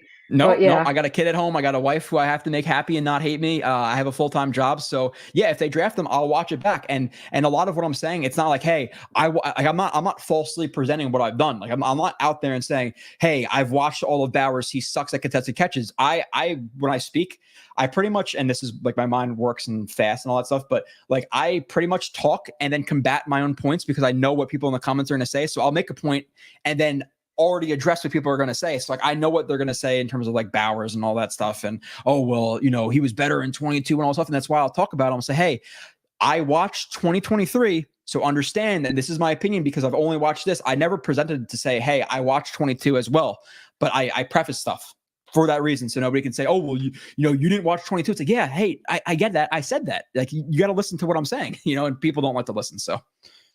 Okay, so do you want to continue doing chat, or you want to switch gears? I wanted to ask you some questions about the defense. Whatever, you're running it. I'm on my own stream. Yeah, so I'm very bad about the chat. So let's get to the. I think there was one super chat here, so we'll get this over here. Just saying, I'm liking the chemistry here. Well, thank you. We appreciate that. And thanks for the super chat. We appreciate it. Mm-hmm. Okay, well, we will get to the chat a little bit more, but I wanted to ask you. You mentioned about Ashton Davis, how you're not thrilled with him as the third safety. Mm-hmm. From what I saw, I thought that he did a good job in a very limited role, which is being in the box, only in the box, not playing off the line of scrimmage at all, and kind of attacking from that spot. I would not be happy if you ever stuck him deep. Is that a fair assessment from what you saw? Do you think what do you think about Ashton Davis? Yeah. And the only time he really played deep was like in situations where it was like a Hail Mary or, late in the second half, like he put him in the middle just because he's a track athlete and he can obviously cover a lot of ground. But yeah, it's like, you watch him, he's exciting, just because of like his upside and his speed and stuff like that. But in terms of like, and again, we want to be fair. I think the easiest thing for me to say would be like to hype up the chat right now and be like, hey, yeah, he's really great. I'm so happy they did it. Like that's what gets likes and clicks. But again, I'll always be transparent and watching back. He had 3 picks. One of them was a chuck up. They were by Mahomes. Yeah, one of them was a chuck up by Mahomes to the sideline where he was just in his spot and he right to him. Another one was, like he was in the middle of the field. Mac Jones like clearly showed where he was throwing or Zappy and just chucked it up deep. He picked it off. And then another one was a end of the first half heave by Josh Allen where he picked it off. So it's not like there's different levels of interceptions, right? Like some are great, some are just they throw the ball right to you. The one fumble recovery he had, I forget what game it was, but they go to hand it off and the running back literally drops it on the ground. It bounces directly into Ashton Davis's chest and he gets it. So yes, let's be realistic here. The stats for defensive backs never mean anything. Meaning in terms of like the forced fumble recoveries, interceptions, even Jordan White, they didn't mean anything to me. But I'm talking about more in terms of his run defense, his coverage, things like that. And like Florida, and my Jets Florida, who's been in here before, like Ashton is developing and can play specials. It's not a thing where I'm saying like, hey, he's a bad player or anything like that. I'm saying that I'm happy with him being in a reserve role, like Rivka's saying, in the box. I like him on special teams. I like his aggression. I like his physical upside. But in terms of as a backup level player, like you have to put yourself in the mindset of like, hey, let's say Clark goes down for 3 games. Are you happy with Ashton Davis as a backup? I am personally not. Absolutely not. Last year, when you had, for whatever reason, Whitehead would start over Clark, I guess.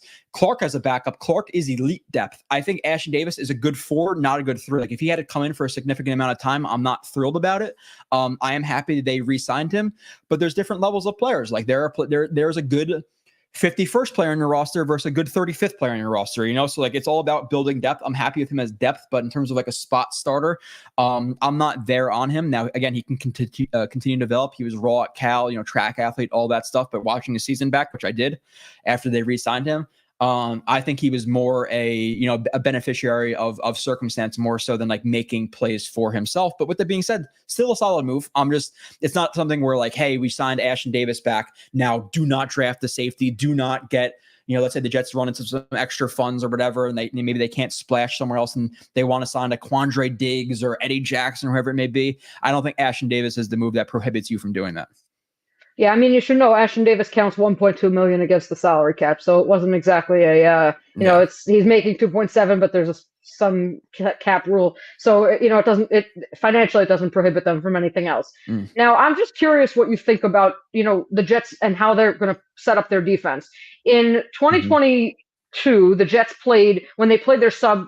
Their base defense, they put Quan Alexander, right, as the third linebacker. Last year, they didn't re-sign Alexander, so we assumed that Sherwood was going to take over. But Sherwood only played 193 snaps all year. Now, kind of Ashton also only played 193 snaps all year. So I assume that means what happened is that, I don't know if they started the season with Adrian Amos playing the big nickel slot, or if they were just playing straight nickel more often. Would you, let's say in those situations where the other team is playing 12 personnel, what would be your preferred alignment with this current iteration of the Jets? Yeah, I think the next players, like now obviously there's some fronts where like, hey, obviously the different looks, right? Like for certain teams, maybe you want to play like more of a bear front and you want to get 5 defensive linemen on the field. Like that's obviously possible if they're a team who like strictly runs out of 12 personnel. For whatever reason, you think that the bear front's going to be better against this team, then you'll do some 5 defensive linemen looks at, versus that. But realistically, like what I think will be like the most generic kind of look for the Jets versus a team who's going to play 12 personnel, 13 get a little bit heavier in the box. I think Sherwood is that next guy to come in. Now, if they were to sign a Quandre Diggs, Eddie Jackson, then obviously I would move Clark into the box like I thought he would be last year. Play that hybrid linebacker, big nickel look. So if they sign a safety, I would say it'd be Clark who would drop down into the box. If not, Sherwood is a perfectly capable, third linebacker spot starter. In my opinion, I was definitely happy to see what he put on film last year. So I think Sherwood is that Quan Alexander replacement if you are facing heavier looks. And if not, obviously you want to keep Michael Carter out on the field as much as you can because he is top 3 to 5 slot cornerback at the NFL level. So lighter looks, you're going to obviously keep him, but then past that, heavier looks, maybe you can throw another defensive lineman into there because you have quite a few. But more realistically, I think it's just adding Sherwood to that formulation. So, and you're not concerned about Sherwood in coverage because the Jets very clearly preferred him only in, more in run. Yeah. And now maybe that's just because it was 12 personnel and people ran more often, but he played like of his snaps, like 75% of them were run defense snaps. Yeah. I'm not so concerned about it. Now, obviously, you want to see more on film for me to be like, yeah, he could be a full-time starter because he wasn't asked to play like so much in coverage. But the limited snaps I saw of him in coverage, he does a good job like staying square, getting hands on people. His biggest upside in coverage is like his length. It's just ridiculous how long he is. But he played safety at Auburn, so he does have some like chops to him in terms of being a coverage guy. I even think he's gotten more athletic. I don't know if it's because he's dropped weight or whatever it might have been, but he was more boxy and stiff when he was playing in college. I think he's actually kind of framed his body better in terms of just being a little bit more athletic. But the limited coverage reps I did see of him, I was happy to see what he did in coverage. So I don't think it's a thing where like if he comes onto the field, he's a liability where it's like, hey, we have to isolate him versus some tight end, some scrub tight end, like you're going to roast him. I don't think that's the case with a Sherwood. Okay. And that's definitely good to hear because right now, as the Jets are constituted, like it's really basically either you have Carter, but then in those sets, like it's going to be either Davis or Sherwood. So, maybe Sherwood gets a bigger role this year. Switching gears a little bit, you mentioned, I think I don't know if it was on Cool Your Jets or in your own stream mentioning about how maybe the Jets will shift John Franklin Myers inside more often this year just because they have all those edge rushers. Technically right now they have between JFM, Reddick, and Johnson, they have three edge rushers who are going to command starter level snaps. So, and you have McDonald, who you assume they want to give him a bigger role than they did last year. Yeah. So the thing is, the Jets really don't seem inclined to do that. Now, I would love to, I would ask Robbie if he goes to I don't think he really asks solid questions, but I would love to tell him, if you go to the training camp practices, can you sneak in that question? Because I think Saleh will answer it. The same way that they kind of said that they were going to try to use Clemens in that kind of role last year. I think if you ask Saleh or Ulbrich, they might actually answer the question. And so, but they seem to be very stuck on their run defense on the edges, but not in the middle.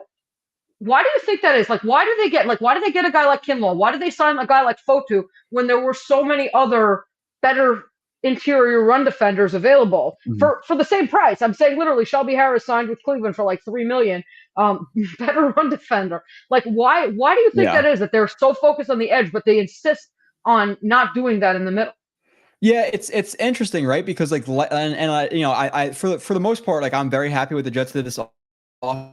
But interior defensive line additions are where the offseason hurts a little bit to me. But it's interesting because and it's almost my issue with him at offensive lineman too. Some years he's more prone to grab the nasty guys. Becton, more of a nasty player. Cam Clark in college, more of a nasty player. And then the next year he's drafting two of the softer college prospects I've seen in Max Mitchell and Carter Warren. So it's where is the consistency?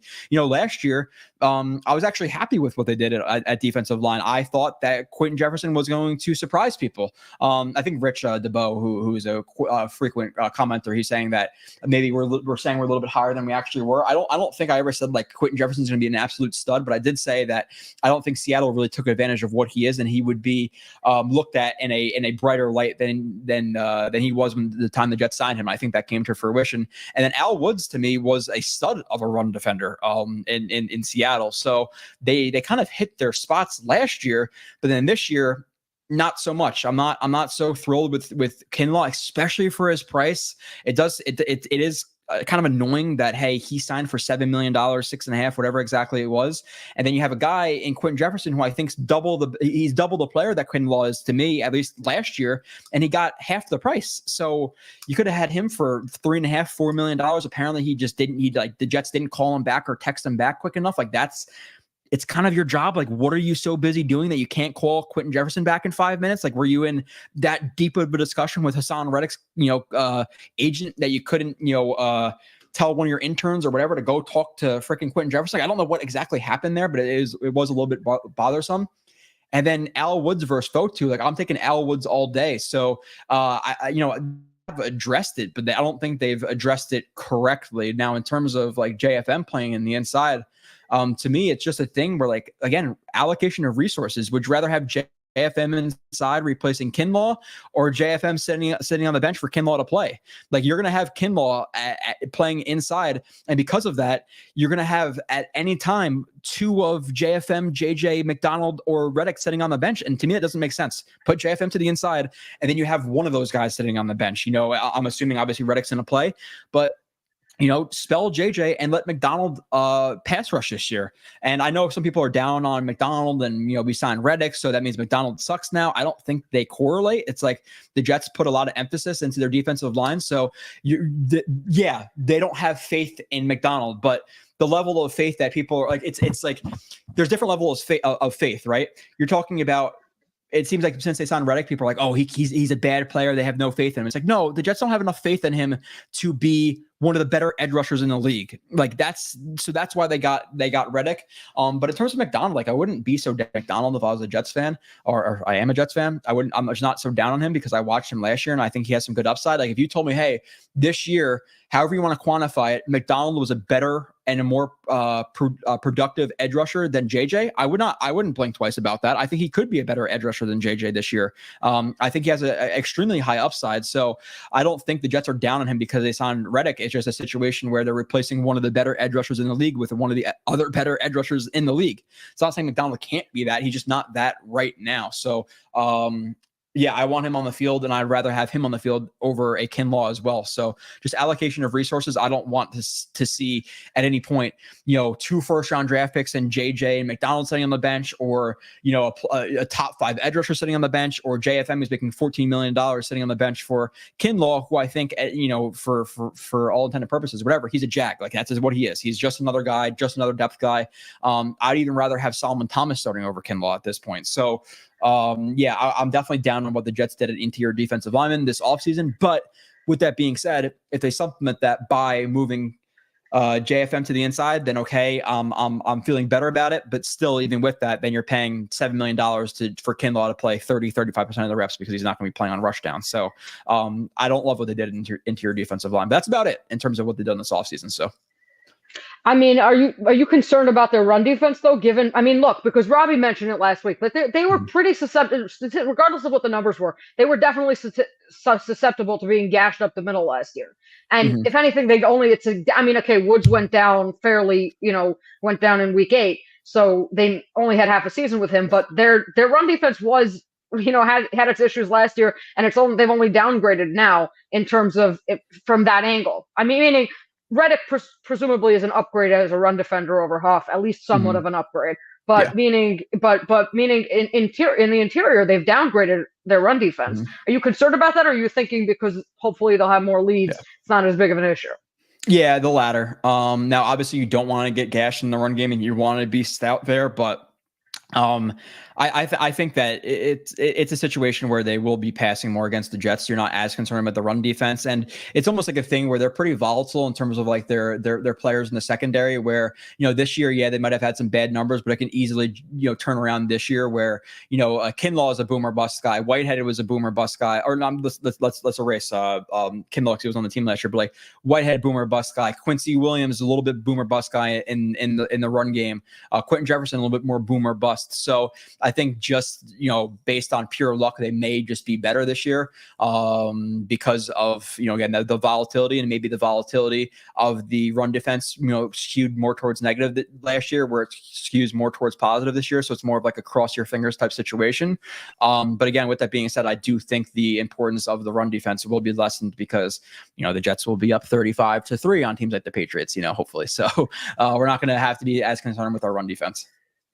Yeah, so the one thing just mentioning about McDonald, my one question is what did the Jets see with Jermaine Johnson to make them so confident to double his snap count from year 1 to year 2, which for the first 3 weeks he was like non-existent in the pass as a pass rusher. Like in the first 3 weeks of the season he had like 1 pressure, and then he suddenly, started picking it up and getting more pressure. Again, as you said in the past, a lot of his is more effort than winning cleanly. Yeah. But still, he obviously, he still had a strong year and had a lot of impact on his pressures.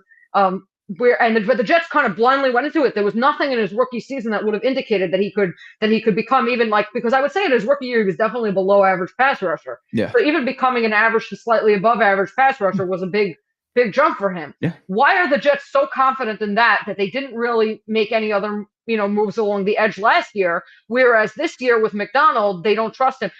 Let's say, where do you think McDonald is in his development compared to JJ, that let's say they felt that need to go out and get Reddick, whereas McDonald right now looks slated to get like 30 to 35% of the reps, which is low for a first-round pick in their second year?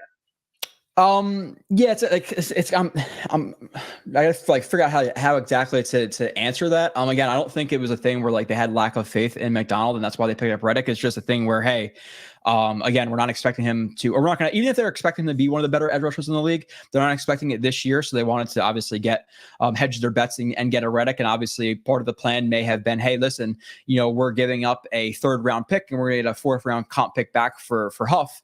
Even though it seems like that may not happen. So maybe the Jets are more inclined to sign Reddick long-term now because they're not getting that pick back. But in terms of like JJ to me, listen, like, and this is, people are gonna take this as a slight. I think he's like an average pass rusher, which I think is fine. Like that's fine. If you're going to have a guy who's an absolute stud of a edge defender and then an average pass rusher, that's a really good defensive end still. Like that's a solid defensive end. And I think that's what JJ is.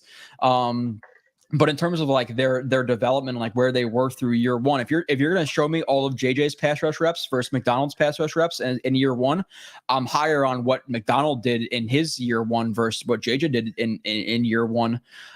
So I think he could be plenty fine, McDonald. I don't know if there's anything else that I left out of that question in terms of like their development tracks of year one and year two. Is there anything I missed on that one? I mean, my main question is why did the Jets seem to evaluate that differently? Now, I saw someone's in the chat say Carl Lawson got hurt. JJ's snap count never would have gone up that much if Lawson hadn't gotten hurt. Yeah. That's possible. Mm-hmm. But I don't know. It seemed to me like they just like, you would have thought if they didn't really have that intention to increase the snap count so much that they would have kind of gradually increased him to like maybe 50% of the snaps, because his first year he played like 32 to 35%, but they went up to 66%, and that's basically what he played the whole season. So why did they have such confidence in him, whereas McDonald, they don't? Like, I know JJ is a better run defender, but but McDonald's a better pass rusher. So why were they so willing to increase JJ to a starter level of reps, whereas McDonald, they're not? That's really just my question. Like, I understand the concept of they're all in, but they seem so desperate to get another edge rusher, whereas last year they weren't. Yeah, well, and like Harold's saying, like too, it is part Lawson that maybe JJ plays 50% of the reps if Lawson was what they expected him to be, or 45% of the reps. So that is part of it. But JJ, it's not like last offseason they lost Huff and then they were expecting JJ to take over his reps. It's like it's more like he stepped in because of Lawson, and he was also going to get a higher percentage of the reps, like 66% versus maybe McDonald gets like 35, 40, 30, whatever it's going to be this year. But it's because JJ is also like, he's more, for lack of a better term, like playable on all downs, where McDonald's only going to be guys like 3rd and long. So like, he got an increase of reps, but it's not like the Jets came into last year and saying, hey, we're expecting JJ to be a primary pass rusher on this team. Whereas when you lose Huff, you're signing Reddick to then, be that like their pass rusher, like the main guy, so JJ last year was never like, it's not like he was, hey, in McDonald's year one, you saw some flashes, same as JJ. You saw flashes, but JJ they were willing to bet on. McDonald, they're not. But again, it's not like JJ is replacing Huff last year. He's replacing, Carl Lawson, and again, factoring in the rundowns, where this year you're losing Huff.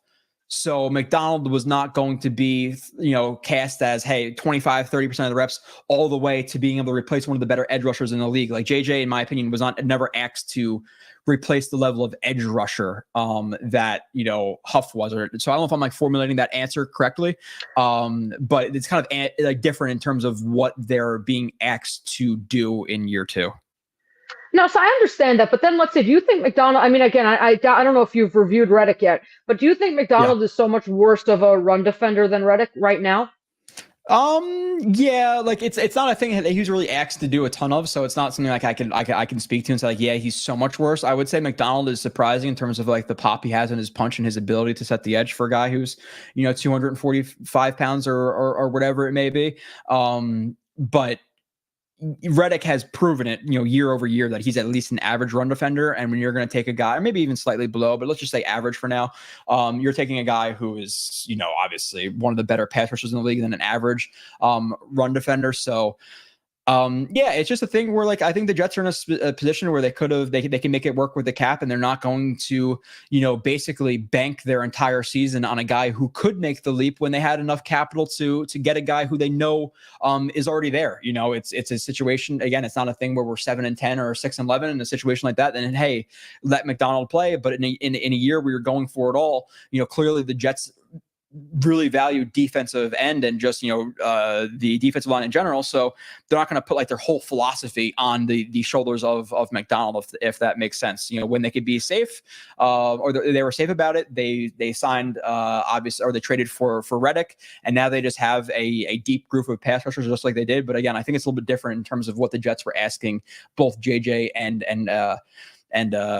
McDonald to do in year 2, where if McDonald came onto the field, it's because, hey, you're going to take that next level as a pass rusher and you're going to be like our primary pass rusher, where again, JJ just replaced like a role, but it wasn't the pass rush role that the Jets are like so built around. Yes. Okay, that makes sense. I guess one other thing I wanted to ask you, I said this to Robbie, I don't think he quite grasped what I was saying. What I was saying is kind of like the fact that they signed Reddick to me. It's not that I think McDonald's a bust. I like McDonald. I think I like McDonald as much as you do. In terms of a player, I also watched this film. I thought he showed some promise. I liked his college tape. The thing is, if he's going to play 35% of the reps in year 2, and last year was supposed to be an all-in season, is it crazy of me to think that I really don't like the McDonald pick, even if I really might like the player? Yeah, it's like, I can't tell you how to feel. Like, no, you're an idiot. Like, you can't have a difference of an opinion. Now, like, it's just your opinion. So, you could not like the pick because of, just like this year. Like, I could not like offensive linemen because I think I want to go for it all with receivers. Like, you could have a difference of philosophy in terms of the actual position they drafted while also not hating the player. Like, I think that's fine. I think it's fine to say, hey, I would rather had JSN last year, and gun to my head right now, hey, JSN or McDonald on this team right now, I'm taking JSN. So I think you're fine in saying that, while also acknowledging that, hey, I like McDonald individually as a player. And like McDonald, a lot of like the discredit he gets, or whatever word you want to say there, is that like, oh, he's an older prospect. I think people look a little bit too much into age. Like, Hassan Reddick is 30, and he's one of the best edge rushers in the league. But McDonald is a guy who didn't play as much football in his life, so his 24 may be the 22 of a guy who played Pop Warner and all this stuff. Like, I think McDonald started in high school, so he doesn't have as much like tread worn off the tires as some guys who've consistently played. So if he's 24 years old, you extend him after year 4 and you have him until he's 30, 31 years old. Like, that's kind of what happens in the NFL anyways. Like, guys take these 4, 5, 6, 7 year life cycles with team, and then they're gone. So if he's gone at 30 instead of 30 after 6 years, instead of a guy who's 30 after 8 years, like, oh my God, like, that's the difference in a pick. I think we're kind of grasping at straws there. Like, I think the age thing for prospect is definitely overhyped. You just don't have to sign him for year 7 and 8. Just sign him for 6 years. Like, that's fine. But I get not liking the philosophy of the pick, but while also acknowledging you like the player. Again, if it comes out the Jets could have traded a second, a fourth, and a fifth for Neighbors, and they decide not to do that, but they take Latham, I'm going to say, hey, I don't like the process of how they got here, but I still acknowledge that I like the individual player. Okay, so kind of on the same page in that way. One other question I wanted to ask you about the defense, because we had this discussion in the Jets X Factor Slack and you didn't weigh in on it. If you had a choice of extending one player, DJ Reed or Michael Carter, which one are you doing? Oh yeah, I did. I think I was asked that question verbatim on the stream last week. I'm gonna say Michael Carter the second. I think that it is harder to find a truly elite slot. Now, is it easier to maybe find a average slot player than an average starting level cornerback on the outside? Yes, but in terms of eliteness, I don't think there's a ton of like really true difference makers in the slot. And I think Michael Carter is that. I like DJ Reed as a player, but I don't think he's as good as an outside corner as Michael Carter is as a slot. And like I believe Seba said, like, there's some ways to hide it, cover 3, and not even hide it necessarily, like cover 3, whatever it may be. Like, okay, obviously you have the safety so they can cheat to the outside. You're not actually do as much, or if you're going to have some like robber defense, like there's ways to hide corners on the outside. But if you're going to be in the slot and they put Devontae there, like, good, like it's kind of hard to hide them, because like the only assistance you're going to get, like, outside guy is climbing. If the linebacker is occupied by the tight end, you're kind of screwed and you're on your own against Devontae in the slot. Good luck. Whereas corners on the outside, like if you're in a cover 3, whatever it may be, let's just say cover 3 for base coverage, which the Jets actually don't even run that much, but nonetheless, you have the sideline to help you. You have the inside to help you. You have guys gaining depth, in the curl to flat and the hook to curl to help you. Where, and again, in the slot, if you're isolated, you're isolated. You're kind of your SOL there. So Michael Carter II is just one, again, harder to hide. And two, he's just a better overall player, in my opinion, while maybe also being like a year or two younger. I think he's younger. I think he's 25. Yeah. Reed might be 27 or 28. Yeah. So I like Reed. I don't see why you can't necessarily sign both of them. But if a gun to my head, choose one or the other, it's Michael Carter II over Reed. I think the Jets are going to make the same choice. And, it's interesting. I remember watching your original review of Reed when the Jets signed him as a free agent. And one of the things you said about him is that he's good, but he relies a little bit too much on his speed. And that as he gets older and that speed starts to diminish, he could decline very rapidly. And you just wonder, let me double check how old he is. DJ Reed, let's look up his age. I think he's 27. I think he's 27. He's 27. He was born, so he's entering his age 28 season, meaning he's going to be 28 in November. You extend him, you're talking about 29, 30. So when the speed starts going, you remember how Darrelle Revis fell off a cliff. Now Revis didn't, it wasn't just about the speed. It was, because he was a technique guy too. But meaning you wonder, especially you saw Reed get beat late in the season on some, by some of the faster receivers in the league. You wonder if he's going to start falling off a cliff if you give him an extension. Again, that's not supposed to be a real knock on Reed. It's just kind of going back to what you said about him then. I wonder if the Jets don't end up signing him, if that could be the thought process.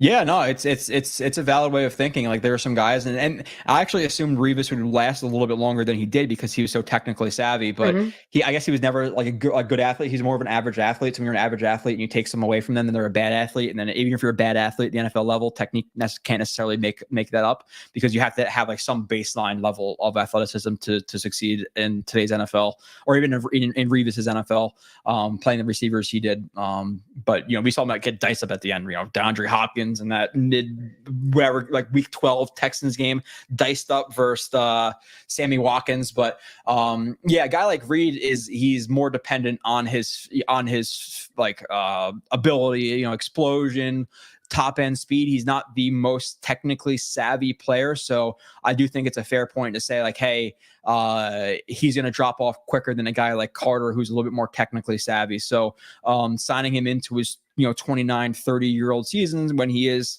again, dependent on that physicality, I think that's a valid concern for Reed. And then again, another kind of chip stacked onto in favor of signing a guy like Michael Carter II.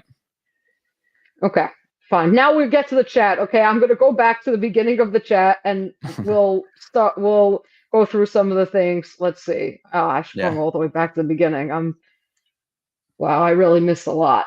Yeah, it comes quick. That's why I continuously struggle with the chat, and I'm typically like an hour behind the chat. We are going to be 2 hours behind the chat, so it's going to take quite a long time. So we're not going to get everything, but we'll get some of it. Okay, Jets will sign veteran running back. I imagine that they might wait till the draft, see how it stacks up, and then maybe sign it.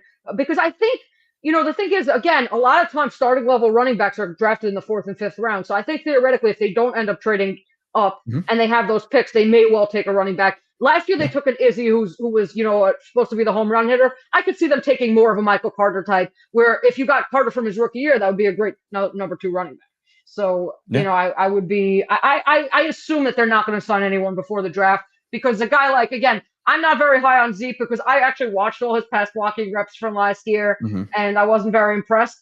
But, again, I guess you could do worse. Again, like you're not going to sign a stud at every position. I might prefer Jerick McKinnon only because of the he's kind of a catching back, but we could split hairs over it. Ultimately, you get I'm not necessarily on the train of J.K. Dobbins only because he had a torn ACL and then a torn Achilles. And to me, that's more of the type of pick where you're trying to get a 1-2 punch, kind of like with Dalvin Cook last year. You know how with Cook, they weren't trying to get a number 2 running back. They were trying to get a 1-2 punch with Breece Hall. I feel like Dobbins would be a little bit that kind of move as opposed to trying to get a 3rd down back. Yeah, please no more Dalvin Cooks. Let's not, I think that's the equivalent of signing Zeke for $7 million this year when nobody else wants him for $7 million. And well, they're not going to do that. They would sign him for 3, but yeah. I'm saying that's how stupid it was to sign Dalvin Cook for what they did last year. He's not on a team right now, right? And he did absolutely nothing in the playoffs. So for all those people saying that you and Nania were nerds for not wanting him, you guys were completely right. And a lot of people deleted their tweets, and it is what it is. But you guys were right. And I was with you guys and watching his film. This guy is just not good. But with the running back position, like do both. I don't draft 2 guys, sign 2 vets, whatever you got to do. Okay. I think the Jets bring in 2 lower capital guys, whether that be 2 draft, 2 for. I would prefer 1 draft free agent, just because again, a lot of guys hitting that 5th round and 6th, 7th, whatever it may be. I would even take a running back in the 7th round. Like you have those comp picks. Just take one in the 7th round. Isaiah Pacheco came in the 7th round. I'm not saying you're getting Isaiah Pacheco, but you can definitely get guys who can contribute. Mm-hmm.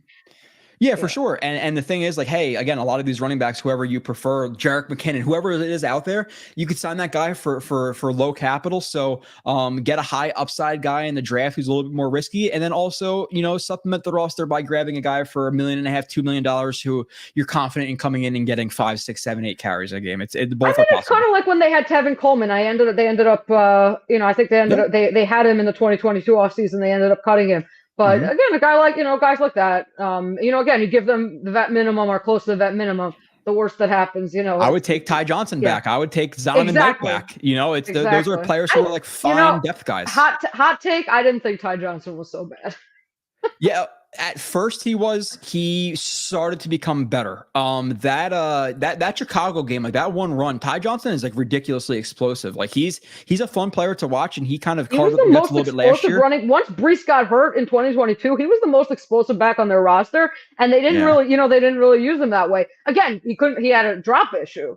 But in terms of him as a running back, he had a touchdown against the Jets in that second game where they got killed by Buffalo. But again, as a running back 4, like not everybody has to be Zeke or something like that. Like he was good enough. Zonovan Knight for those 6-7 games he played was good enough. And we got rid of him and Michael Carter, who I still feel like could be a decent player. Like he had one really good year, one not so good year. Last year was whatever it was. Like I'd much rather have Michael Carter on this roster this year than freaking getting Dalvin Cook last year. Like that still is just terrible.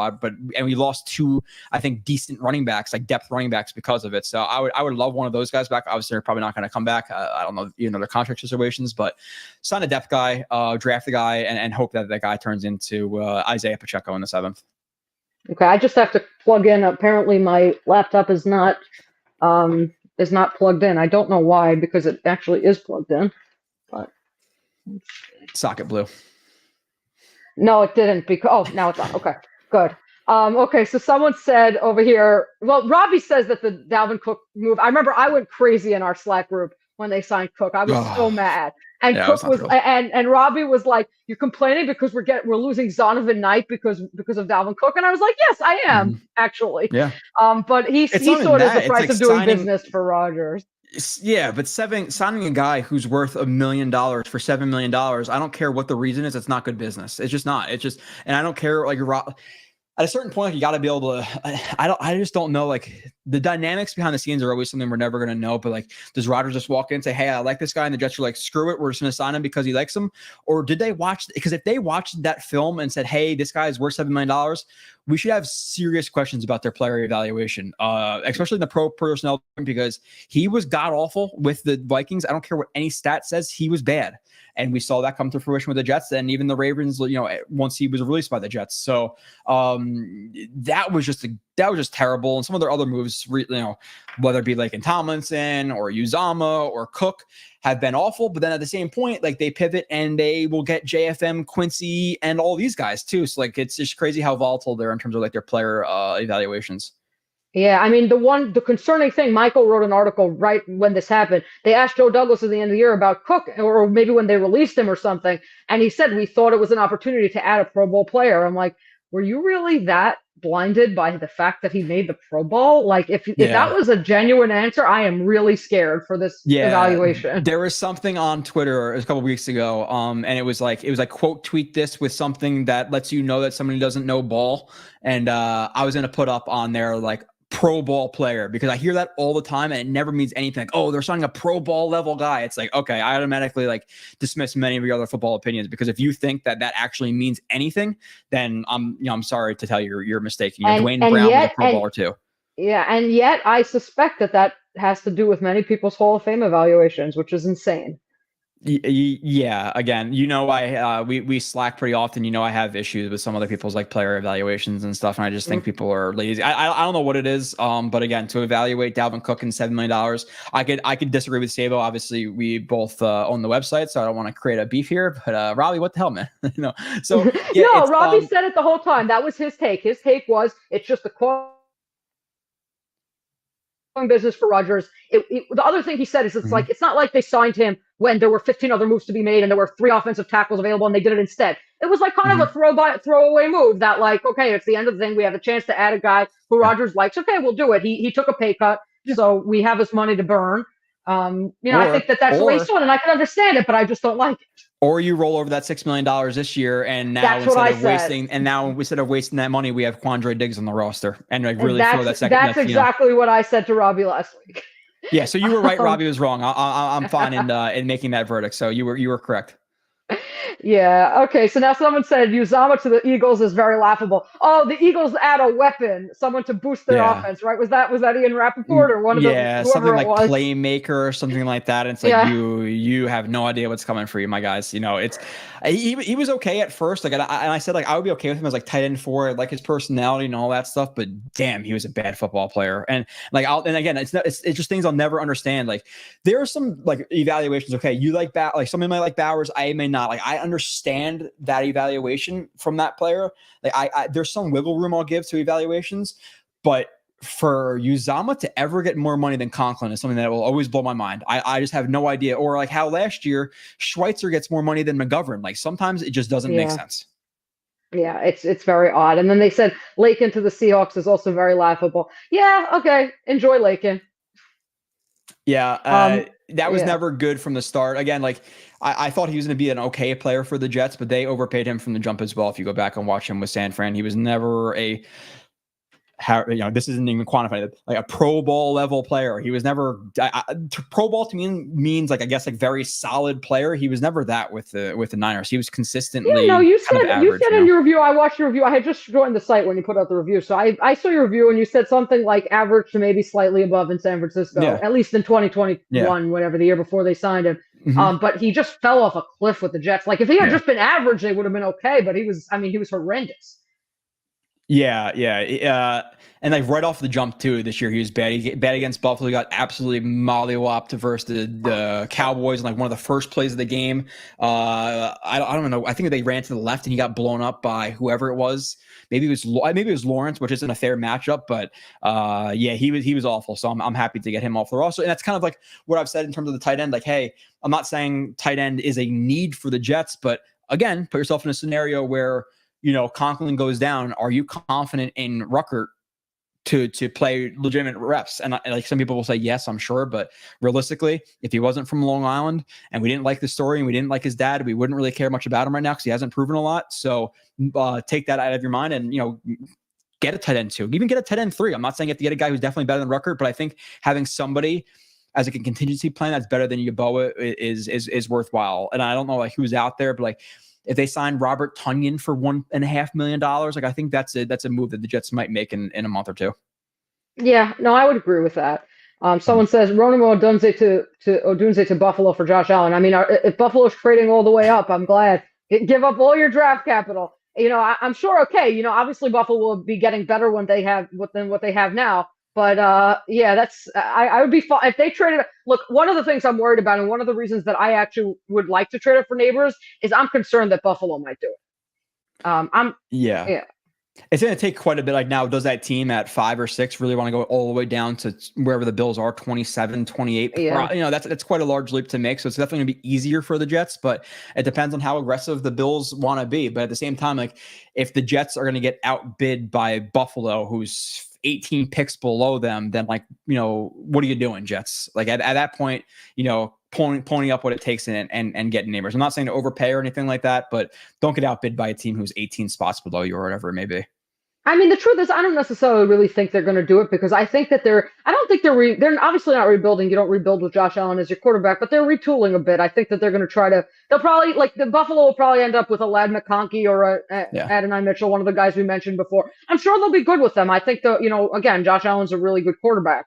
I just don't think that they're going to be able to replace Stephon Diggs You know, they're retooling right to the third spot in the AFC East, right where we want them. That's fine. Please. And if the Jets could beat them twice, you know, hit Josh Allen, you know, JJ and, you know, Reddick and whoever else they have, McDonald, strip sack him, you know, things like that. You know, that's one thing, by the way, speaking of McDonald, that I feel like we haven't really gotten to see yet, just those absurdly long arms.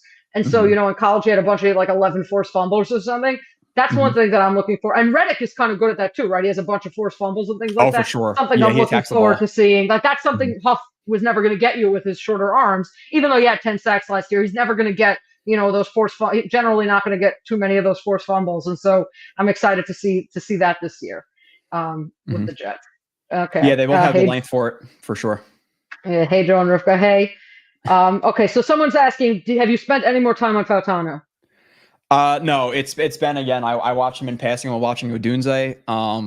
Again, I just did Sherwood reviews and like some other reviews in recent days because it only took me literally a day to do each. The problem when I go into draft prospects is like I watch their entire season before I really feel like I can speak about them. And I've already done 30 reviews that are cooked right now. So to add another one to the docket, it's just a little bit too much. I'm going to give myself a little bit of a break before I get 7, 8, 9 players put on my plate again. And then that's another 35 reviews to put out. Most of them are already recorded. I think actually all of them are recorded. I just have to actually do the film show recording. Yeah, again, I'm trying to keep my wife somewhat happy with me. Another review. Let's just wait another 10 days where I got another 7 or 8. But Joe, how can you blame all the fans for having these ridiculous draft takes if they can't get your takes on all these different players? Yeah, no, obviously, you know, I appreciate that, but you know, so Fautano, again, I just think he plays a little bit out of control. Again, I think I said volatility a few times this podcast, and I think that's kind of what he is. You know, some really good plays on the outside, but then some plays where he's a little bit out over his toes, or he tries to explode too much laterally, then he kind of gets lost in space. So he's just very volatile for me. So I think he's more of a developmental guy than a guy who's in like come in right away and be able to contribute to like a high level. And then with Fautano just in general too, it's like, you know, yeah, he could play guard or tackle. That's what people say, but can he really? Like, are you sure he could do that? Or are we just saying that because, you know, you think he's similar to AVT or whatever it may be? Like, where is the evidence that he could play inside and outside as well? Or is he just not as good on the outside and he's forced to play the inside? So that kind of takes away the versatility that he has. So no, I haven't watched him in full yet, but I watched enough of him to know that I wouldn't be thrilled with him at 10. Okay. And we have some people, you know, bringing in with other receivers. So there's Troy Franklin, who's I think projected in somewhere around in an early first round. You know, speed guy, biggest issue, lack of strength, press coverage, things like that. Will he be better than Odunze? I mean, you know, again, you don't know that it could, one of these second or third or fourth rounders could end up better than Odunze.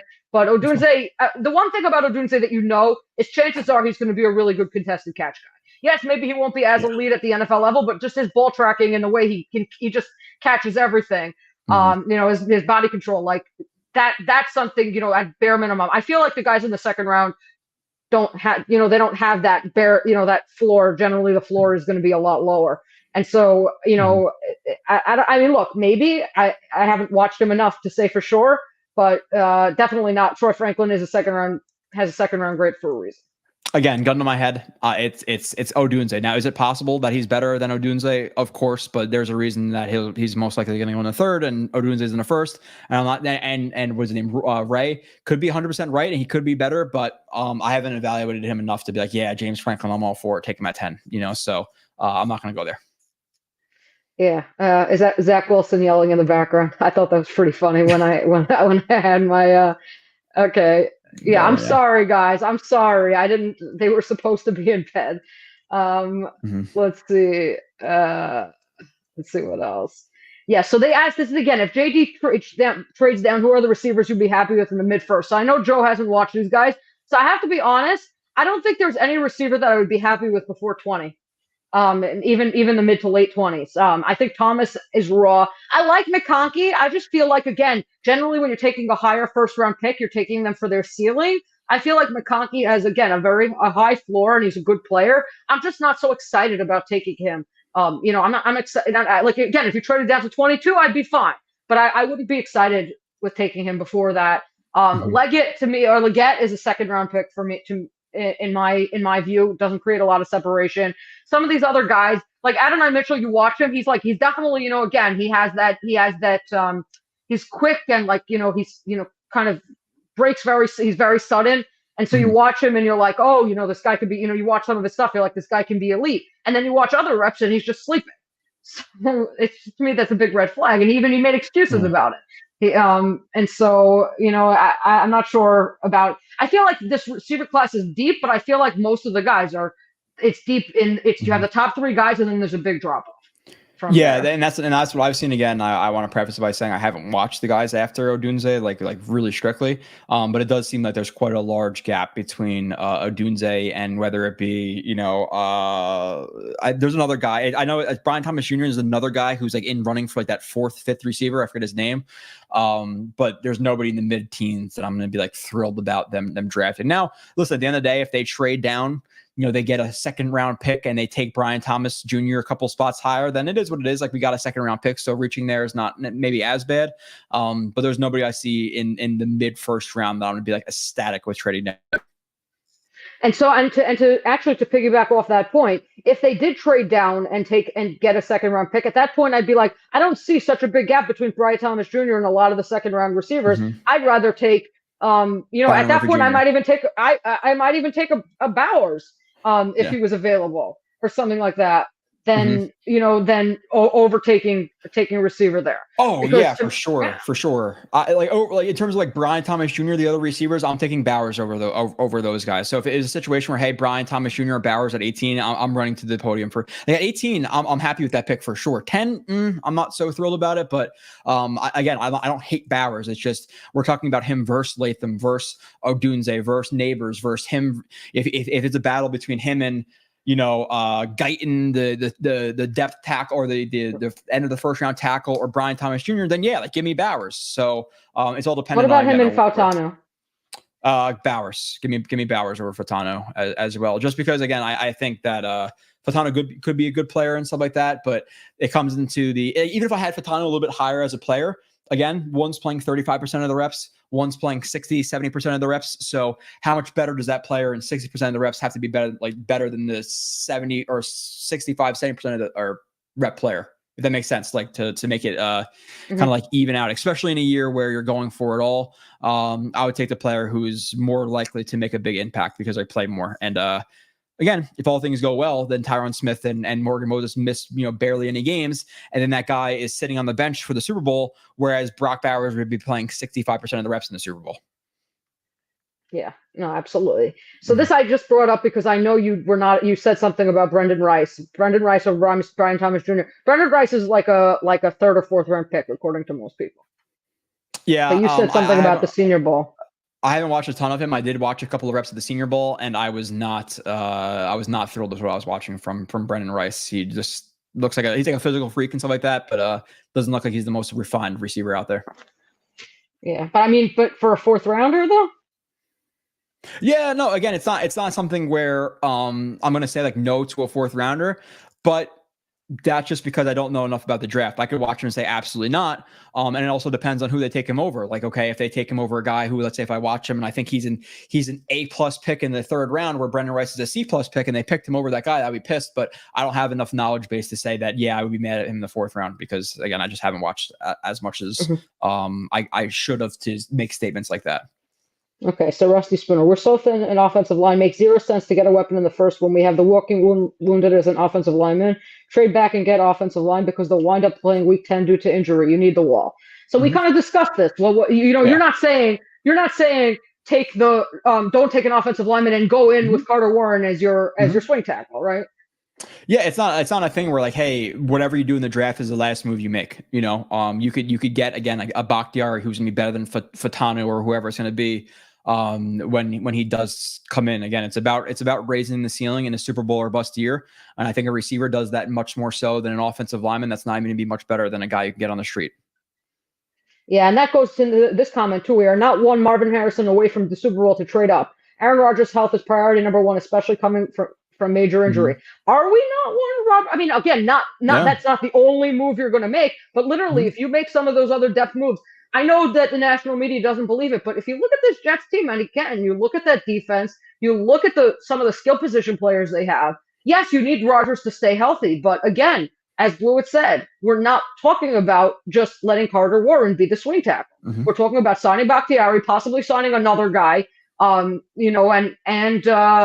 filling in some of those other holes. Again, a lot of those depth holes you can fill in with guys who will make a couple of $1 million. Yeah, exactly. So if it was a thing where, hey, you could only have one, then yes, I get it. But at the same point, like people are talking about the receiver or the offensive line injuries. If Mike Williams goes down and Garrett Wilson's your only receiver, it's going to be hard to scheme him open and stuff like that because people are going to bracket him. And I get Rodgers can take advantage of Lazard and Conklin and all of that stuff, but at the same point, I think it's almost a little bit silly to just completely overlook the issues that we may have at receiver if Mike Williams goes down, or worst case scenario, Garrett Wilson goes down. So it's just a thing where, yes, for long term, you would like to have the guy who's developmental, who could be here for 4 or 5 years. But in a situation where really it's the next year or two that really matter, if I can get a player that's just as good for a lot less capital in terms of like, first round draft pick versus a guy for $3 million in free agency, I can supplement. I can get that guy in free agency where I cannot find a Marvin Harrison Jr. in free agency. There's no way. So. Exactly. So someone said, only thing with McConkey is that we have slot guys. So again, if you traded down to the 20s, you took McConkey, I think I'd be okay with it. The thing about McConkey, people have this idea with him that he's a slot guy. He actually played 75% of his reps on the outside in college. So I don't know if he's like, again, he would need work versus press, but I don't know if he's, again, as you once said, like with Neighbors, it's like, and again, I'm not comparing him to Neighbors, but I'm kind of saying you can play him at the Z. At the very least, you keep him off the line of scrimmage. I think that he has decent inside-outside versatility, McConkey. I wouldn't beat that. I think that he got a little bit of a bad rap as a slot-only guy. I don't think he's a slot-only guy. I'm answering these questions. I know that's something that you can't comment on. So this one, trade back two times in the first and get Jordan Morgan, who's very underrated, or Graham Barton. Graham Barton is projected as interior offensive lineman. Then a Cooper Beebe, and then get the boys some toys in the first is receiver in the first is dumb. So he's saying trade down twice, get a tackle in the at the end of the first, take interior BB as an interior offensive lineman in the second, then go receiver later. So I don't know if you've seen Jordan Morgan, but enough to comment. But what do you have to say on this conceptually? Yeah, I love Rusty. I do. This feels like a little bit more like PFN mock drafty type of deal than real life scenarios. Like trade down, for who is trading up for what at 10 and who's trading up from 20 whatever to 18. So it sounds nice, but realistically, how possible is a 2 trade down scenario? Yeah. Okay. Let's see. I'm looking at some of these other. Ripping through the chat, there's a couple hundred in there. One of my favorite things in the world is when girls roll in and start running dudes' pockets with sports talk. I've gotten plenty of let's say flack for being one of the easiest things that anyone can say to a woman talking sports is you never played ball, so you don't know. I was like, I don't know. I think all these other Joe Schmoes on the street probably also didn't play ball at any serious level. And even if they didn't, that doesn't mean that I can't comment. Look, I know where my limitations are. I am not the super film breakdown person. I do the film breakdown that I can, but that's not my strength. I'm more of an analytics person. But that doesn't mean that I can't comment and also learn from other people who do it. That's why I watch all your reviews, right? Yeah. No, I appreciate that too. It's yeah, it's silly. It's like saying it's a similar thing. It's like, hey, I've been a Jets fan for 50 years. And it's like, okay, so because you're 70, you know more than a 30-year-old does. Like, so because you're older than Salah, you know more, or because you're a male, you know more than a female. Clearly puts a lot of work in. It's just, it's silly. It's just an easy take. Hey, who is this surfing YouTube? And you popped up. Knob and wave. Hi, Papa. Yeah, I think I've seen Papa Yeti in here. So maybe he doesn't know you, or I maybe it's been on like Ryan Stream or something like that, but I've definitely seen him. So I think he's saying that to you. I think he knows. I'm pretty sure I've seen you before, Papa. Maybe not. Okay, let's see what else. Someone said JD said he's carrying 10 linemen. So I mean, look, last year I think they made a mistake actually by cutting what was his name? The guy Cologne. Exactly. You like Cologne better than Schweitzer. And look, in the interior they ended up, McGovern and Schweitzer went down in the same game, and they ended up having to bring in Xavier Newman, whereas Colon was the starting center for Arizona last year, and in fact, he re-signed with them for like $1.2 million. And so, again, I would. They did carry to 5 tackles last year. Obviously, the fact that they ended up having to still go deep into the well was just ridiculous with the injuries. But the problem wasn't that they didn't have depth. It was that their depth was garbage. Their starters were garbage. And so now this year, again, their starters aren't garbage. It's more about ensuring for injury. I do think, by the way, that they will re-sign McGovern. I think that the reason they haven't re-signed him is the same reason they haven't signed Bakhtiari. I assume he probably can't pass a physical yet because what happened was if you remember, he hurt his knee, and Saleh kept saying they were hoping to avoid season-ending surgery, so he didn't have the surgery until maybe a couple of months later. So he's probably, maybe set back in his rehab compared to that. So I assume they are going to bring back McGovern. They brought him back for $1.9 million last year. They'll bring him back around there. He's happy to be here. He'll be insured. He can be interior insurance. I think they'll bring him in. Again, you make those moves. You get Bakhtiari, you get McGovern, you sign one more tackle. It can definitely tide you over for this year as much or better than a tackle at 10. Yeah. It's and the problem last year too, like you said, like it was. I think this is something that Sabo and I disagree with too. It's the tackle plan last year was just bad off the jump. Sabo says solid try. Douglas tried. I was like, he certainly didn't try last year. He tried in prior years. He literally last offseason he said that they were not relying on Becton to do anything, which means they came into training camp with their plan to have Max Mitchell and Billy Turner battle it out for a tackle position. Your addition to the team last year, you had it, crap hit the fan, I'll say, in 2022. So your only addition to the offensive line at that point at tackle was a 4th round injured developmental Carter Warren. Not enough. Exactly. Warren didn't have training camp. Let's see how much he learns from Tyron this summer. I'll let you answer that because you did a review on Warren. Yeah, it's not a thing where he can't develop. It's not a thing where I'm saying he can never be a good player. But I think if you're going to depend on a guy who was extremely inconsistent as your tackle 3 on a team that you're pretty much guaranteed to see that tackle 3 for 5, 6, 7 games, it's a mistake. I'm not saying that Carter Warren can't ever be a good player, but watching what he did last year, if you're going to say you're confident in him, being a good player this year, I think you're mistaken. Yeah. Let's see this one. Bakhtiari doesn't want to play on turf. Mix that in with him being put in a backup role when he may be the best tackle on the roster when healthy. I'm much less optimistic about us getting him. I mean, I would dispute that he's better than Tyron Smith, but when healthy, I think you can argue that. But look what Tyron Smith got on the market. Look what he had to settle for with the Jets. And then think about it. You think Bakhtiari, who's played 1 game in the last 2 years, is getting money as a starter anywhere else? No way.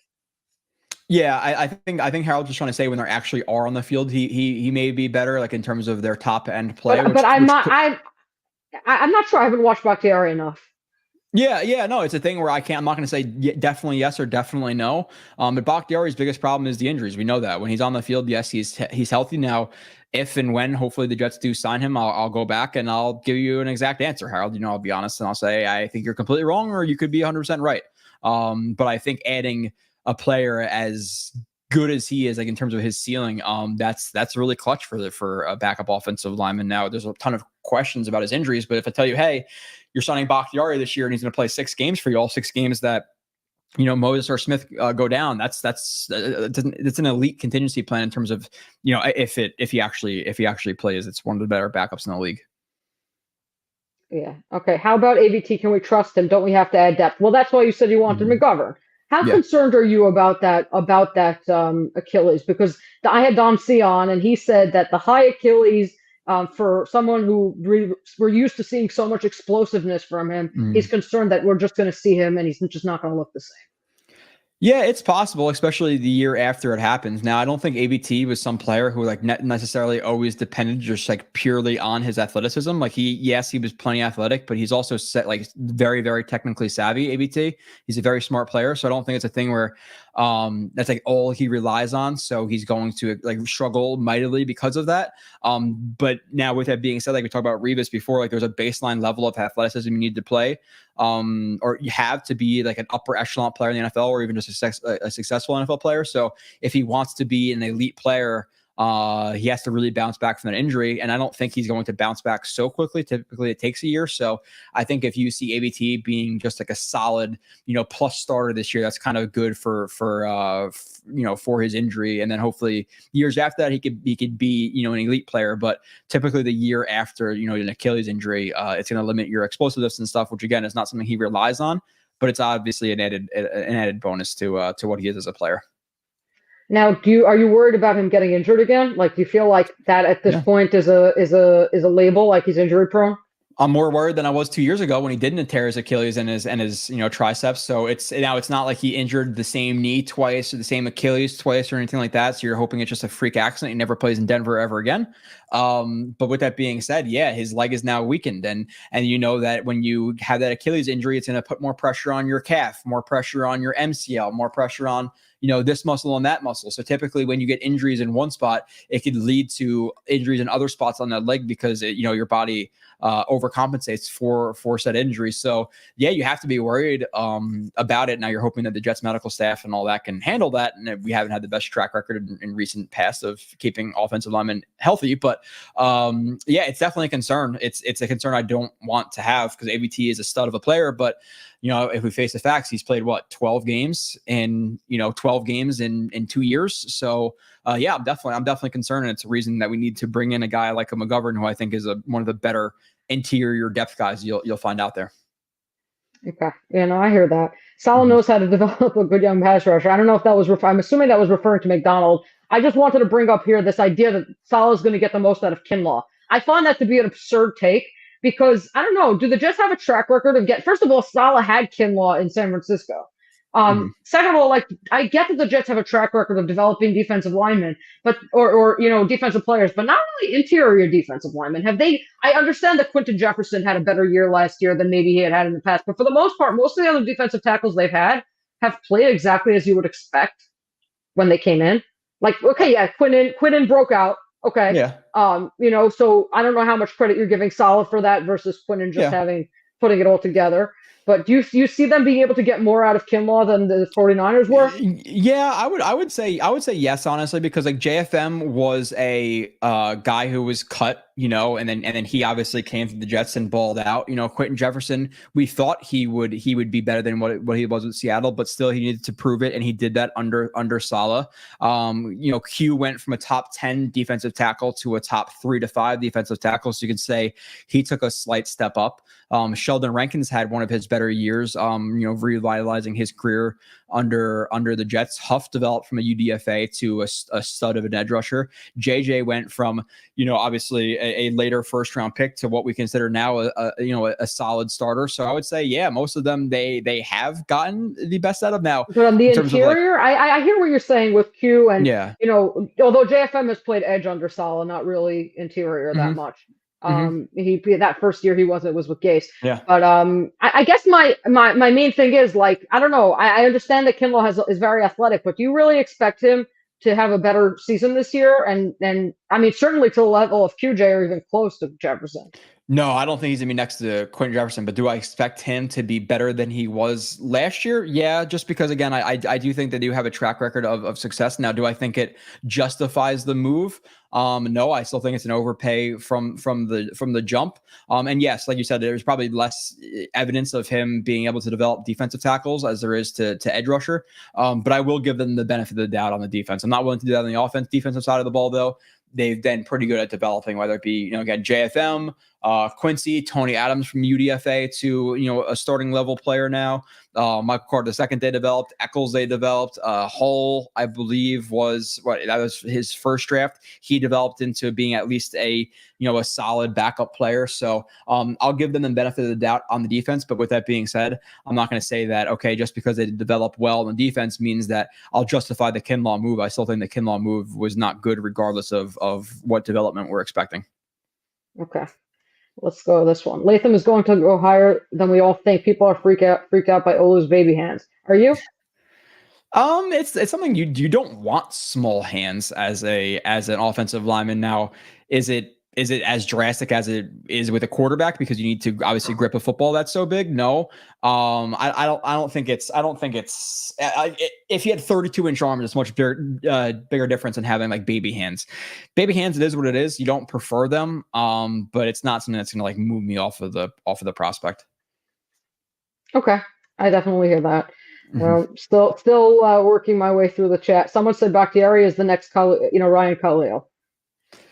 Yeah, that's I think that's relatively it's pretty disrespectful to what Bakhtiari has been when he's played, where Khalil was literally sitting on his couch and struggled the year prior. Now, I think people give Joe Douglas too much like crap for that, for lack of a better word, because he signed him in like August. It wasn't like a move where he signed him opening day of free agency, like that was his solution. It was more like, oh, I have nothing to work with here. I kind of have to try to grasp at straws. He grasped at a straw, and unfortunately, it was maybe a little bit shorter than he thought. Mm-hmm. This one, Vinny, the Vinny Testaverde injury was worse for me because the Jets were favorites to win the Super Bowl, and Vinny got hurt in '99. Yeah, that one. I mean, what was crazy about the Rodgers injury is Vinny literally Vinny tossed the coin to open the game. It was like, oh my God, like the same injury. Yeah, I was 6. Horrible. I was 6, so I can't speak to it. But and I was 4. But talking about seeing him come out with him for that coin toss, I'm like, dude, the Jets they did not have any awareness of like how bad like we're already considered to be like maybe built on an Indian burial ground, and now you're just tempting fate with Rodgers, Super Bowl or bust type of year, Vinny walking out with him to do the coin toss. It was just sketchy, so hopefully not again. Yeah. Yeah, okay, so Harold just said, Rivka, sorry to hear that. Hope you're doing well. Yeah, it was a scare. It didn't end up happening. Thank God I'm okay. I don't have cancer, but I did have that scare 2 days after that happened, so it kind of put everything, wiped everything out of my mind for a bit. Let's see. JD tends to take the best player available on his board. I don't know, was Will McDonald the best player available on his board after Broderick Jones went off? According to him, he was better than Broderick Jones, which is fair, actually, because I did not think Broderick Jones was going to be a good player as a rookie. Yeah, it's I can't say yes or no. In that draft last year too, it's because of the Jets, and I assume they were going to trade a first round pick for Rodgers. I didn't really look into the prospects, so I can't say like, oh, I know I evaluated Mayer, Broderick Jones, and whoever else was there, and no, Will McDonald was definitely not as good of a player as them. So it seems like he probably was their best player on the board because listen, at the end of the day, they definitely didn't need a defensive end. They took one, so I'm sure he was pretty high. Okay, let's see. I'm trying to get through at least a little. Someone said Alt is sloppy on his footwork. Yeah, I would say sloppy in terms of his footwork, in terms of like not closing ground on guys and like sometimes getting on his toes as a run defender. Again, one of my biggest problem with Alt is the lack of movement in the run game and not driving his feet and not closing ground to defenders. So yeah, I wouldn't say footwork is a thing that he's elite at. Okay. This one, Wilson needs to learn to stack to reach his full potential. I say stacking and contested catches. Right? Yeah, and that's part of it too. Like if he does stack better, he's not going to have to make as many contested catches. But yeah, his contested catches last year, like I don't know the exact number, but it seemed like he came down with like 1 out of every 4 contested catches. Like he struggled quite a bit there. So I think that's the biggest leap he needs to make. On top of, hey, let's just get him a quarterback and actually get him the ball. I'm talking about a leap from what he should be, like 1,500-yard receiver to like a 1,700-yard receiver, like going from top 10 to top 3. Like those are the leaps he needs to make. But I still think Garrett with a top level quarterback as a top 10 to 15 guy, easily. So yeah, we're talking about the difference of him being very, very good to elite level player. Yeah. Okay. Because Odunze doesn't have breakaway speed, wonder if his ceiling is Gabe Davis' skill set. I think that's unfair. Yeah. He's a better athlete, Davis. He's more smooth. I would say he's faster. He has better acceleration. He has better body control in the air. Again, Rome Odunze was, in terms of like his my watching him, his ability to win at the catch point it's ridiculous. Like Gabe Davis might have some ability to do that. He's not Odunze though. Odunze is definitely a higher upside athlete. I think if Rome Odunze were to round out his technique, he could be one of the better receivers in the league. Now, obviously, there's a lot of work to get there, but I don't think his athleticism is something to like limit his ceiling. I think the opposite, actually. He's actually quite a good athlete. Okay. Ruckert needs more shots that will make Jets fans go wild if he could step up. Any proof of that? That's the problem. Yeah. And in limited reps last year, he was not overly impressive. They're, again, volatile type of player. One block, blow a guy up. One block, completely miss a guy. So I think the Jets are attached to him a little bit, because of Bill Ruckert and him being a Long Island kid and wearing the Jets jersey and all that stuff. But in terms of actual play on the field, there's been really nothing that he's proved in 2 years. So I'm not giving up on the player, but I'm not saying that, hey, if Conklin went down, I'm thrilled with Jeremy Ruckert stepping in. And I get that you can't have great depth everywhere, but we have to also be honest about the player and say, hey, they don't sign a tight end too, fine, that's okay. Depend on Ruckert, but it's not a thing where like they absolutely cannot spend a tight end too because we have Ruckert. That's not real life. Mm-hmm. Yeah, no, absolutely. I definitely agree with that one. I'm just looking. Someone said that the third linebacker in base is going to be Chance Surratt. Because Salah said that he loves that guy on Hard Knocks last year. Yeah, but it wasn't last year. It was still Sherwood. So unless he makes a leap over Sherwood, then I mean, he was injured. He's always injured, Chester up, but also he's a special teams player. I mean, look, Zaire Barnes, if anything, has. I know he was very raw, but he has more of a shot. Kind of how the Jets threw Quincy Williams into the starting lineup when he was very raw. I think between the two of them, you might see Barnes at this point. I don't know. Maybe not. Maybe you would see Surratt. But hopefully they don't get to that point. Yeah. Let's see. Are there anything else? I know I'm too far behind in the chat. People asked where Kyle is, so you can answer that question again. Okay, I am way too far behind. I think we're approaching 2.5 hours, so I think I think at some point maybe I'll have to do a show where I just answer comments because that's what happens to me. And I can't answer the chat when I'm solo on a podcast. Then you add another person to it. I had my things I wanted to ask and I want to talk about and kind of get to. So then you just you kind of like have all these you miss all the comments and everything like that. But yeah, it's great having you on. Thanks so much for joining. This was a blast. We should do this again. And yeah, thank you. Okay, thanks to everyone. Yeah, I appreciate it, Rivka. I know we'll do it again in the future. Maybe after the draft, whenever. I don't know your schedule and how you've done it's like your third or fourth podcast. I basically I have a podcast. I have the podcast. I actually post. It'll probably go on Spotify. I don't always do live, so sometimes I post podcasts that are just me talking. But I try to do the live every other week. So that's my schedule. You let me know, and I will be back, and then we can answer the chat, or we could just talk and completely ignore the chat, and then try to catch up at the end like we did this time. So either way, it works for me. Okay, sounds good. Thank you so much to everyone who joined. Don't worry, we will try to get your comments and questions answered in the future. Please like, share, and subscribe, and tell all your friends about Jets X Factor. Again, best Jets comment of the internet. You have Blewett, really best film breakdowns. You really want just an individual player. You really want to know what's going on with them. Play over play. There is no one better on the internet. And so thank you, Joe, and have a good night, everyone. Thanks. Take care.